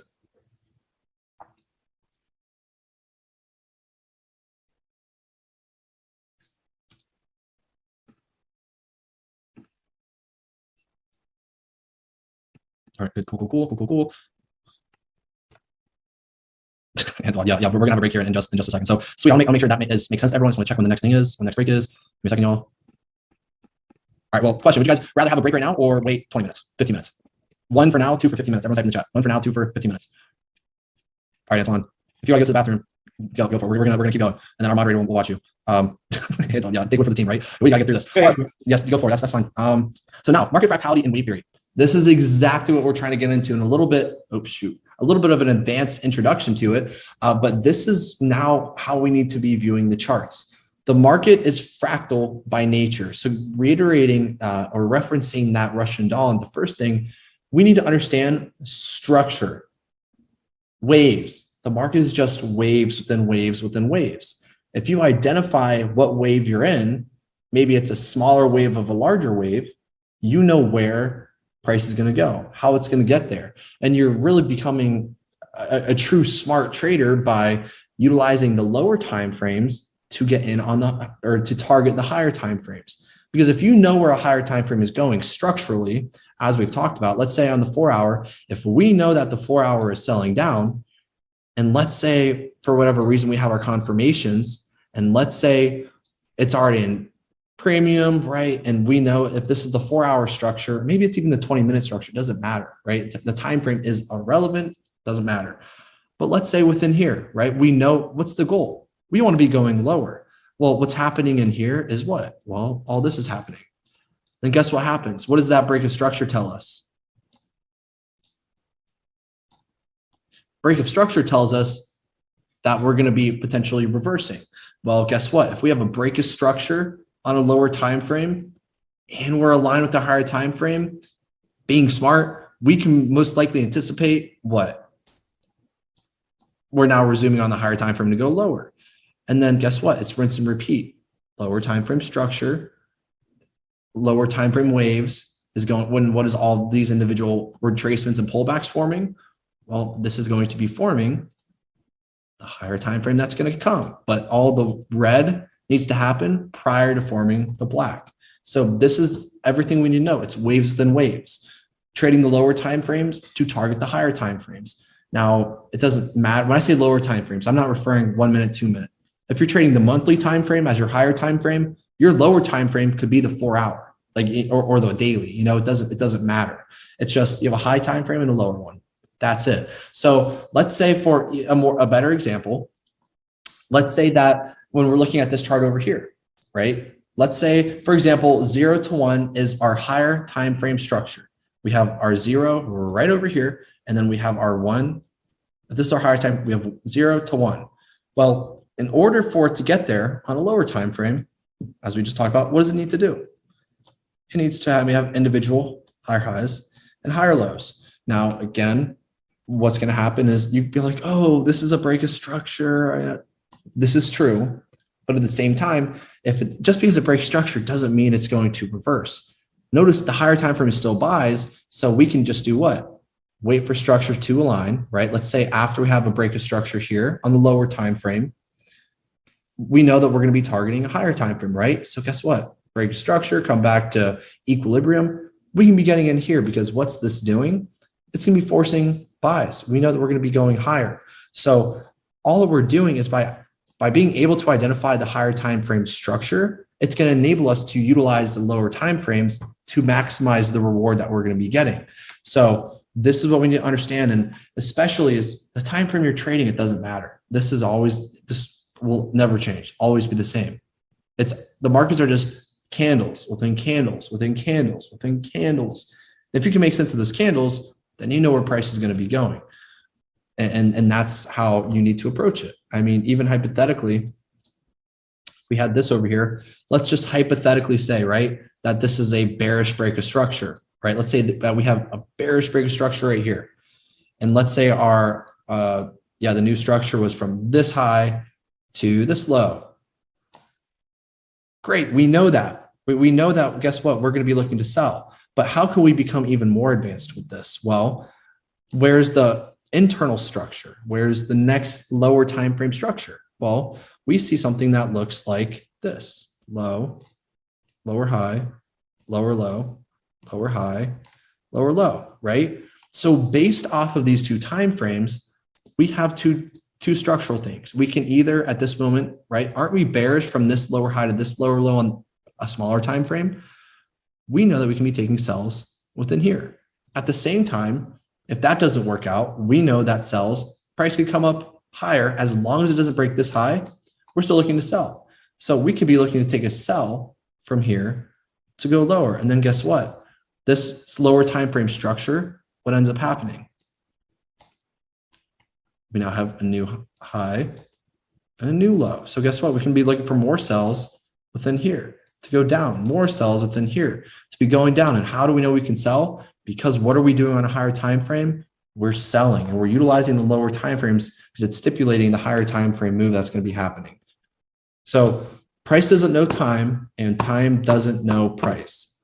That's just something we're going to be specifically referencing on day 2. But it doesn't matter the time frame you trade, it's always going to be the same. It's waves within waves within waves.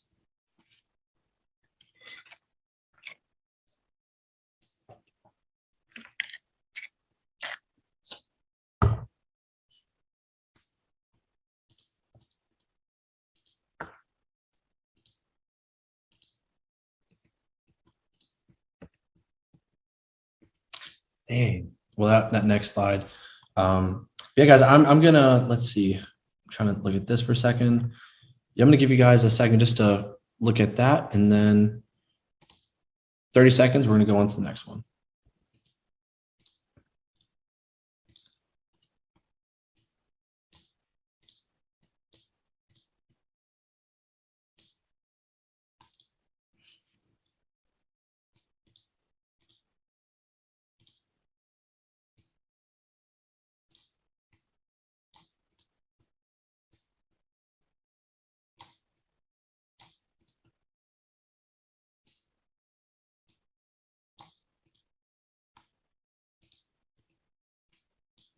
All right, we should all be about good. All be about good.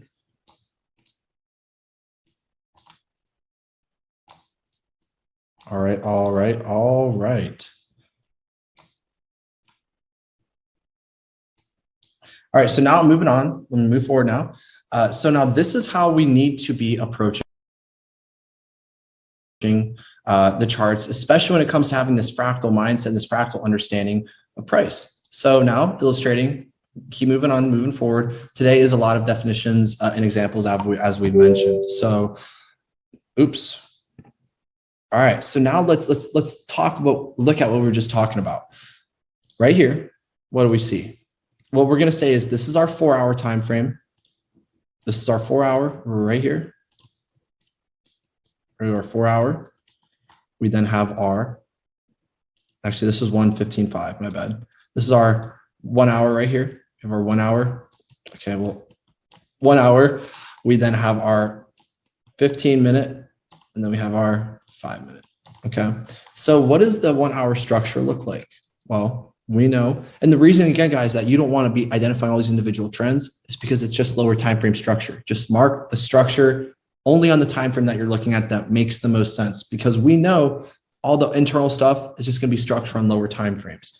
So when we're looking at this, we can tell structurally we have a high up here, a low here, right? We then have a lower high right here. Now, what I'm trying to illustrate at this point in time is, let's say hypothetically that you had no idea what price was going to do after. Let's say you had no idea about this, right? Well, what do we know happened in order to give us confidence that we're going lower? First of all, we're selling. Second of all, there was our own ideology of why it reacted here, but it also came to discount, or our premium price, right? It came to premium, it came to equilibrium for us to sell. So ideally, that's what we're going to be looking for. So now I want to ask you is, how can we utilize this knowledge coming from a higher time frame basis and know that this is where it needs to go? How can we utilize and understand? Well, we need to go on a lower time frame. So let's say this is where price was, all right? And we know on a higher time frame, it's going to end up making a new low. What we're going to be utilizing is scaling in or getting in on the lower time frames. So essentially, we know that this huge move has to happen for the sells. But before this whole red move happens, we need to go on the next lowest time frame and figure out how we can get in. So what do we have? We have right here our structure, right? This is that lower time frame. This is the low that made the high. Where's the next break of structure? This break of structure, for those who might be a little advanced, what does this break of structure tell us? Why is it important? You can take a few seconds to type it. You can say it. Why is this break of structure important besides the fact it's a reversal? What specifically in this case is it telling us?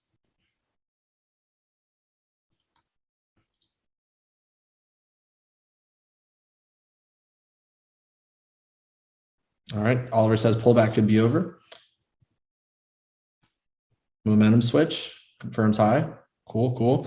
Right. So yeah, so all those are good. Now, this is specifically, yeah, it's the end of a pullback. If we know that we're selling, and what do we know? We know that we have to have some form of pullback before we continue lower. So this break of structure is important because it's signifying to us that the pullback could be over. It's now transitioning into the new trend, which is our new sells. Because remember, we have the continuation. We then have what? That phase two, which is the break of structure. Then 3, the trend shift. So continuation, break of structure to the new trend shift, AKA following the higher time frame. And then now what we can do is just utilize that lower time frame and identify the structure and then get in that way. You don't need to get in up here for those who are like, oh, I only want one pivot drawdown. Yeah, those trades are great, but there are endless opportunities all in between, just utilizing the lower time frames. So guess what? You have high makes a new low. Where's the new low broken? Over here. Where's the high? Well, high, right? High, we have a new low. This now becomes the absolute high after to then make a new low. Low broken, low broken, low broken. I just identify the swing points that broken. Lower high, lower low, lower high, lower low, lower high, lower low. Where's this one broken? Here, but again, let's make it make sense.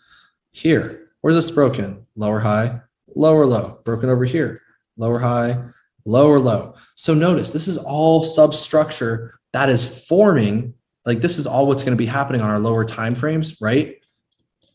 To do what? What's this going to be forming? This is going to be forming the red. And the red won't look as so until it happens on the orange. So essentially we can be utilizing these 15-minute individual trends to target where the red trend is going, to be targeting this. If we know it's going to be going down to here, guess what? If I had to make this look how we had, if we know that price has to go down to here, we're just going to be utilizing the lower time frames to target here because we're utilizing the higher time frame structure. And then we're getting in on the lower time frames to target that respective structure. So then we're going to be utilizing this to target that. But guess what? If you want to become more of a perfectionist, what did we talk about on that first introduction? Well, we know that within every individual leg, there are several legs. So now let's say this is where we are currently. And maybe you missed this overall move. Well, rather than just randomly press and sell, right? Because you never do that, or randomly buy. If this is where we are currently, what do we think is going to happen based off of this? Well, if this is the 5-minute and the 15-minute, we know we want to sell. Well, guess what? Within this range, what do we have? Within that range, guess what? We have, within here, we have more structure. We have substructure within structure right here. Low, lower, high, lower, low, lower, high, lower, low, right? This is now telling us we can be selling. So guess what? The 5 minute, this is where the 5 minute structure is still bearish. Here, what happened? Oh, we're bullish. Oh, we're bullish. I don't want, just don't buy. We're still selling. This buy needs to happen to do what? Cause some form of pullback, then to do what? On the 15 minute, we want to continue to sell. That's the whole idea, right? 15 minute structure, we're still selling. So guess what? The 5 minute break structure, that tells us, what does that 5 minute first BOS tell us about the 15 minute? What is a 5 minute break of structure or lower time frame break of structure? What does that tell us about the next respective time frame? Someone that the pullback for the higher time frame is coming to an end and is gonna continue it's gonna continue the continuation trade. Right. A lower time frame break of structure equals a higher time frame pullback. Easy, very simple. A higher time frame LTF BOS equals a higher time frame pullback. So this 5 minute break of structure, this does not mean, oh, we're going to the moon. No, it doesn't mean that. It means we're going to be having a pullback within that next trading range, right? When the blue or when the purple break structure, it's telling us we're having a pullback on the orange, right? So for instance, now let's say this happens. Now what is this telling us? That the pullback is over, right? Because we had the pullback. Now guess what? We are now aligning. This is the BOS, right? We're now aligning back with the orange. So where do you think we're going to be targeting now? Everybody.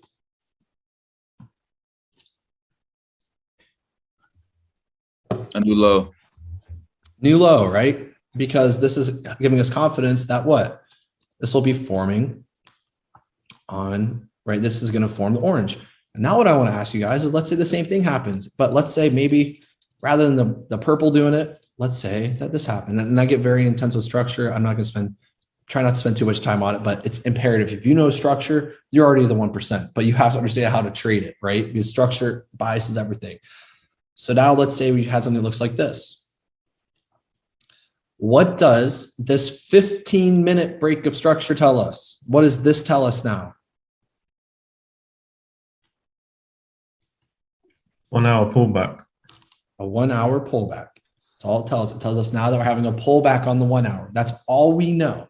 We don't know if it's going to break the 1 hour structure. We don't know any of that. But what we do know now is we have conflicting trading ranges.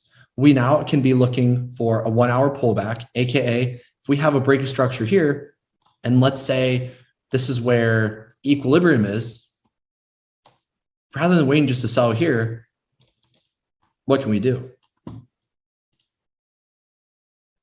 Buy up. Yes, yeah, we can buy up, right? So guess what? Break a structure, phase 2, phase 3, new trend, right? So now what we can do is, let's say we know this is where equilibrium is. Well, guess what? We can just be looking for buys up until here. And then all in between here, what are we going to be doing? We're going to be looking at what? Guess what? And all in between, have more different structure. So we know that we can utilize lower time frames to be getting in on. I know that was a whole conglomerate all at once. Some may be following perfectly. Some people might be a little behind. Regardless, do not worry. It's going to be okay. So by understanding what wave we are trading in and where we are in the trend, we understand where price is moving towards. A quick question. So that buy uptrend on the 1 hour time frame that you're doing from the orange to 15 minutes, right? Are you only buying up until the 50% fib? Is that correct? Well, now, so the only reason I said buying up to that fib is because we look for at least a 50% retracement. As far as how far it's going to go, you'll be learning all that. Like you'll know to the T where it needs to go. Like just for now, the fib is showing you that we look to sell at least at equilibrium, right? Because on the 1 hour, we're still looking to sell. But we're trying to say that right now, we're going to be buying the pullback because we can capitalize on that movement before continuing the sell. So we're going to be buying up until price is ready to sell off, which will be around here. And then as soon as it aligns again, Earl, if I were to tell you that, I know there's so many drawings. Let's say now that, give me a second. I think this will make more sense.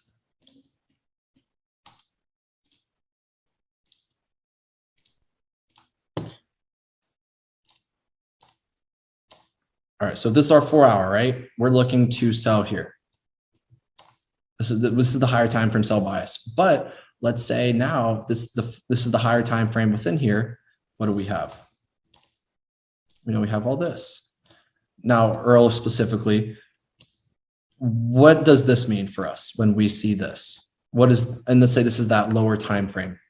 What is that telling you? That's a break of structure, but it's a pullback. Yes, break of structure on a lower time frame, but it's a pullback on a higher time frame. So let's say hypothetically our equilibrium is, right here. That looks about 50% to me. Ideally, we don't want to be taking any sells below 50%. For the meantime, you'll know exactly where price needs to go. But until then, let's say now you have a break of structure. We have now a bullish trend on the 15-minute. Well, now guess what? What can we be utilizing? If we know at the minimum, this is where we need to go, based off of the 15-minute structure, what are you going to be looking for right now? Higher lows and higher highs. Right? Higher lows, higher highs. So we're not selling yet. We're going to actually be looking for our buys right here. We're going to be looking for more buys somewhere right around here. And then, of course, as soon as price aligns, what we can then anticipate is what? Higher lows, higher highs. But then let's say this happens right here. What does this tell us? Pullback's done. Pullback. Well, the pullback has finished, right? Because the higher time frame we're selling. This is where the pullback started, right? To start for the buys. This is where the pullback was. Oops. This is where the pullback was, right? Because we're selling. So the pullback was here. We now pull back into our premium. And now we want to resume the overall sell. So this pullback now tells us what? Well, now we can look for our equilibrium in this range. And then we can look for sell continuations. And then this is kind of the basis of what we're going to be utilizing, is understanding that it's market structure within structure. All the breaks of structure and all the whatever, they're just showing you on the next time frame what's going to happen. Break of structure on one time frame is a pullback on a next, or break of structure, it's going to be now aligning with that higher time frame. So this becomes part of the whole mastermind mentality. Any move anywhere, you'll be able to trade as long as you know where we're going. You can utilize those lower time frames to get there, and then you'll be able to not only just take a sell from the main area, but you'll be able to sell here, here, here. Because where do we know that we're targeting? We know that we're targeting here at the minimum. But then guess what?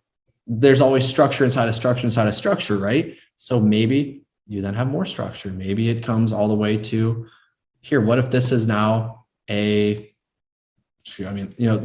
could all be structure inside of the weekly chart, right? It doesn't matter. But this is how you're going to be able to know how you can swing positions, how long, if this is where we are. This will be a huge swing position because we're still going lower. It's all about fractal structure. And once you can master that, you'll know where price is going to be going. All right. I know that was a lot all at once right now.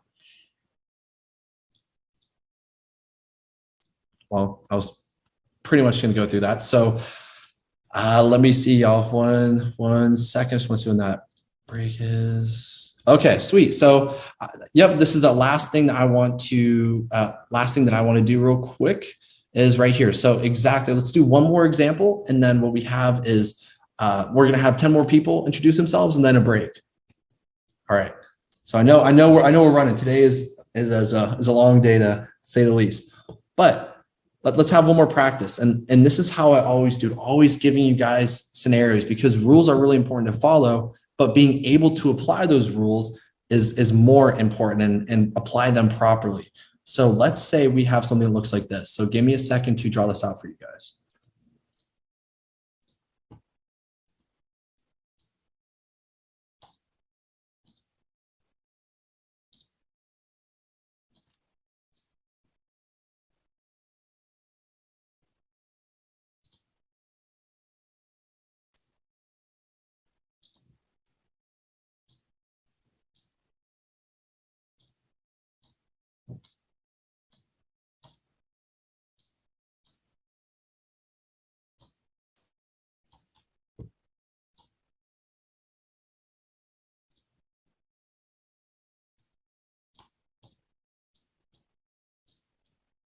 All right. So this is, let's say we're looking at something that looks like this. Okay. I'm going to this over here. 1 second, y'all.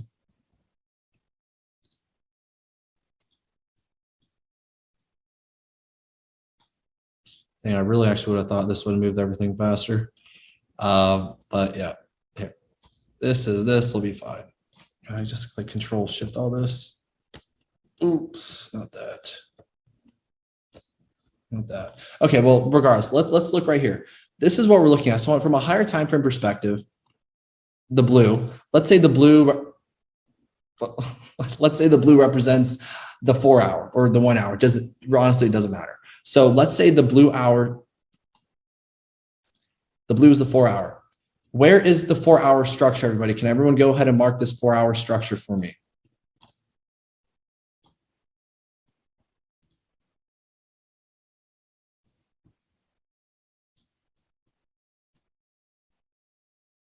So on the 4 hour, we know that we are going to be looking for buys. And this is where maybe if you ever had some structure help, this is what's going to clear it up a lot for you. So 4 hour, the trading range is from this low here to this high, right? So this is ideally that range that we should be looking for buys. So for the 4 hour, we are going to be looking for buys. Now, let's say the next time frame we have is going to be the 1 hour. Let's say now we're looking at the 1 hour. All right. Now what I want everyone to do is mark out the 4 hour structure or the 1 hour structure. Go for it. Dang, Jorge, cocaina. He's going so fast. All right. Good stuff. Right. So on the 1 hour, clearly we're looking to be buying as well. Okay. So we know on the 4 hour, looking to buy. Also on the 1 hour, we're looking to buy. But now what I want to ask you, the last one is, let's say I'm going to clear viewers drawings. Let's say now on this 5 minute, let's say maybe this 15 minute, doesn't really matter. This 15 minute, what are we doing on the 15 minute? I mean, you guys, yeah, 15 minute. Let's look at it real quick. Selling. We're selling, right? You don't pull back, sell. All right, good stuff, right? So we know that we're going to be selling on this 15-minute time frame at the moment, right? Because why? Well, we had to break a structure. So now I'm going to just take a second and I'm going to illustrate you guys the different trading range we're looking at. So right here, sell. On the 15-minute, we're looking to take a sell, right? So this is where everything is going to have different relevance when we're looking at the market. And we need to understand from a holistic point of view how everything is working together to build a bigger picture. So let's start to view this, right? Let's start to be and pay attention. This is how everything is. Theory, practice. It's always about practicing. All right. So now, well, Mesh, you're on the right track, but definitely much more than that. So now range wise, this is our buy range for the 1 hour. 4 hour, this is our buy range here. And then our 15-minute, our sell range is from where?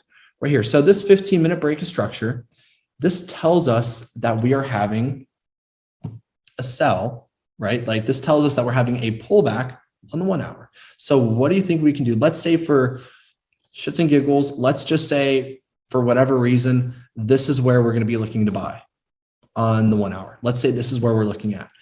Now, what I want you guys to understand is that if this is where we know we're going to buy, which you guys will know the exact levels of where to get in, where to get out, how to hedge. Let's say now we have this right here. Let's say we have this on the 15-minute. This 15-minute break of structure tells us we're going to be having a pullback on the 1 hour. So we're still looking to buy on the 1 hour at this time, right? Because we're still looking to buy, but also notice on the 4 hour, we're still looking to buy. So now what I'm going to say is, let's say on the 4 hour, this is the 1 hour to buy because we want to go higher, but also on the 4 hour, maybe you have an area down here that you want to buy from, right? So you have two possibilities. Let me show you how to approach this and actually follow structure. So structure, what do? Well, 15-minute is bearish. So ideally what we're going to be looking for is sells, right? So sells, we have a lower high, lower low. Guess what? Now we have a lower high, lower low, We have a lower high, and now we have a lower low. So now we have two things, two conflicting things at this period in time, right? What do we have? Well, we are in a 1 hour buy zone. At the same time, what's the structure on that 15-minute? Bearish, right? Okay. Right? So it's different. We need to view this as so. We need to view it as like this. Both at this moment in time are equally probable. You'll be learning how to know which one will work out. But notice we have a 15-minute sell structure within a 1 hour buy structure. So we need to automatically be processing this. And you guys, as students will tell you even here, I say this literally all the time. One of two things is going to happen. And what do we think one of these two scenarios is going to be? What are the different scenarios based off of structure? Continuation, reversal. Right? Yep. So it's either going to reverse or it's going to continue, right? Meaning what? It's either going to do this. It'll either respect that 15-minute structure or it's going to do what? The 15-minute could break structure. And then what are we going to do here? To go higher. One or the other is going to happen. And hopefully you can see why either, I mean, this clearly would make a lot of sense, but hopefully you guys can also see why this would make sense. Like you can make anything you see, it can make sense. And you guys should possibly see that. So now how do you approach this? Well, let's say now you have a 15-minute break structure. Great, right? So what do we look to do? Well, we have now a new high. So now we expect a higher low, then we're making a higher high. And where are we targeting? Where do we think price is going to go? Well, it has to go make higher highs. Great. But let's say that doesn't happen. Let's say now that we have something that looks like this. Let's say we had this right here. What just happened? 15-minute continuation. Mm-hmm. But what happened right here? A BOS. A BOS, right? So now let's set this up a notch. We had a BOS. So now what are the new hourly structural points? If you guys can mark those.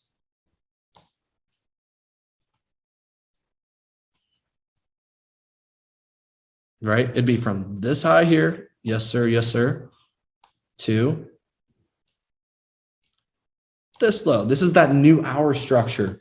But as you just marked, what type of structure do we also have? 15-minute bearish, right? So guess what? We now need to understand one of two things is going to happen. We can possibly be selling where? Right? Isn't this that last valid trading range? So we could be selling within the 15-minute range. Or what if this happens? What if we break structure? We could also possibly, based off of the 1 hour, are we bullish at this point in time? No, we're bearish, right? So even if we break structure on the 15-minute, we're still bearish on the hour. So if we don't sell here on the 15-minute, guess what? We can still come up into the 1 hour, right? Because that's a new structure, and then we can continue lower. So how do we know which is going to work? Well, let's assess it. Let's say now, for whatever reason, hypothetically speaking again, is that let's say you had two areas. Let's say you had a sell area here.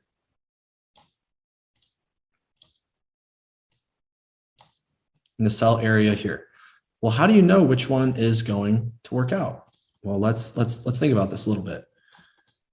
What gives us a confirmation, or what tells us that we're going to be aligning with that time frame?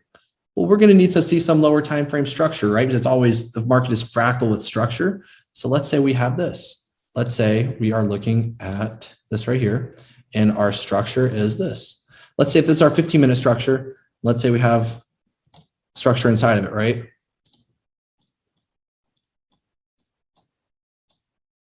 All right, what's going on?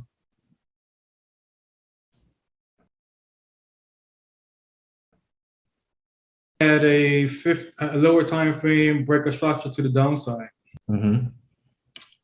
And this tells us someone besides Anton, because you're a beast. I know you know this. Tells us that that's going to hold.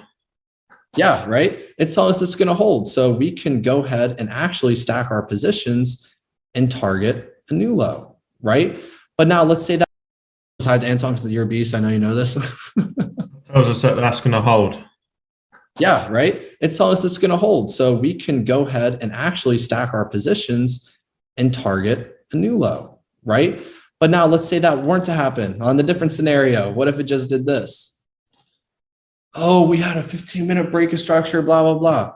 Yes, we did. But that 15-minute break of structure just tells us we're having a pullback on the hour. So what we then can do is focus maybe on this zone. And what happens? What if you have this from this zone happen? Same thing. We have a confirmation. We're going to be doing what? Targeting our new hourly low. We know this is where we're going to go if we're selling. So then we just be patient and know that it's going to work out. And then guess what? We now have new structure, right? On the hour structure, what are we looking at? Low, lower high, lower low. And all this is forming on the 1 hour. And then same thing over and over and over again. Guess what? Maybe on the 15-minute, it could be looking, I'm just changing it up a little. It could look like this. Oh, 15-minute break of structure. Oh, we're buying. 1 hour, we're still selling. So if you're going to buys, better be quick because we're going to be continuing those sells, aka one reason why trend lines fail. But this is how we need to approach it. And then of course, let's say price comes and taps into our zone perfectly. It's exactly where we want it to be. What do we do here? Break a structure, we get in, and where are we going to be targeting?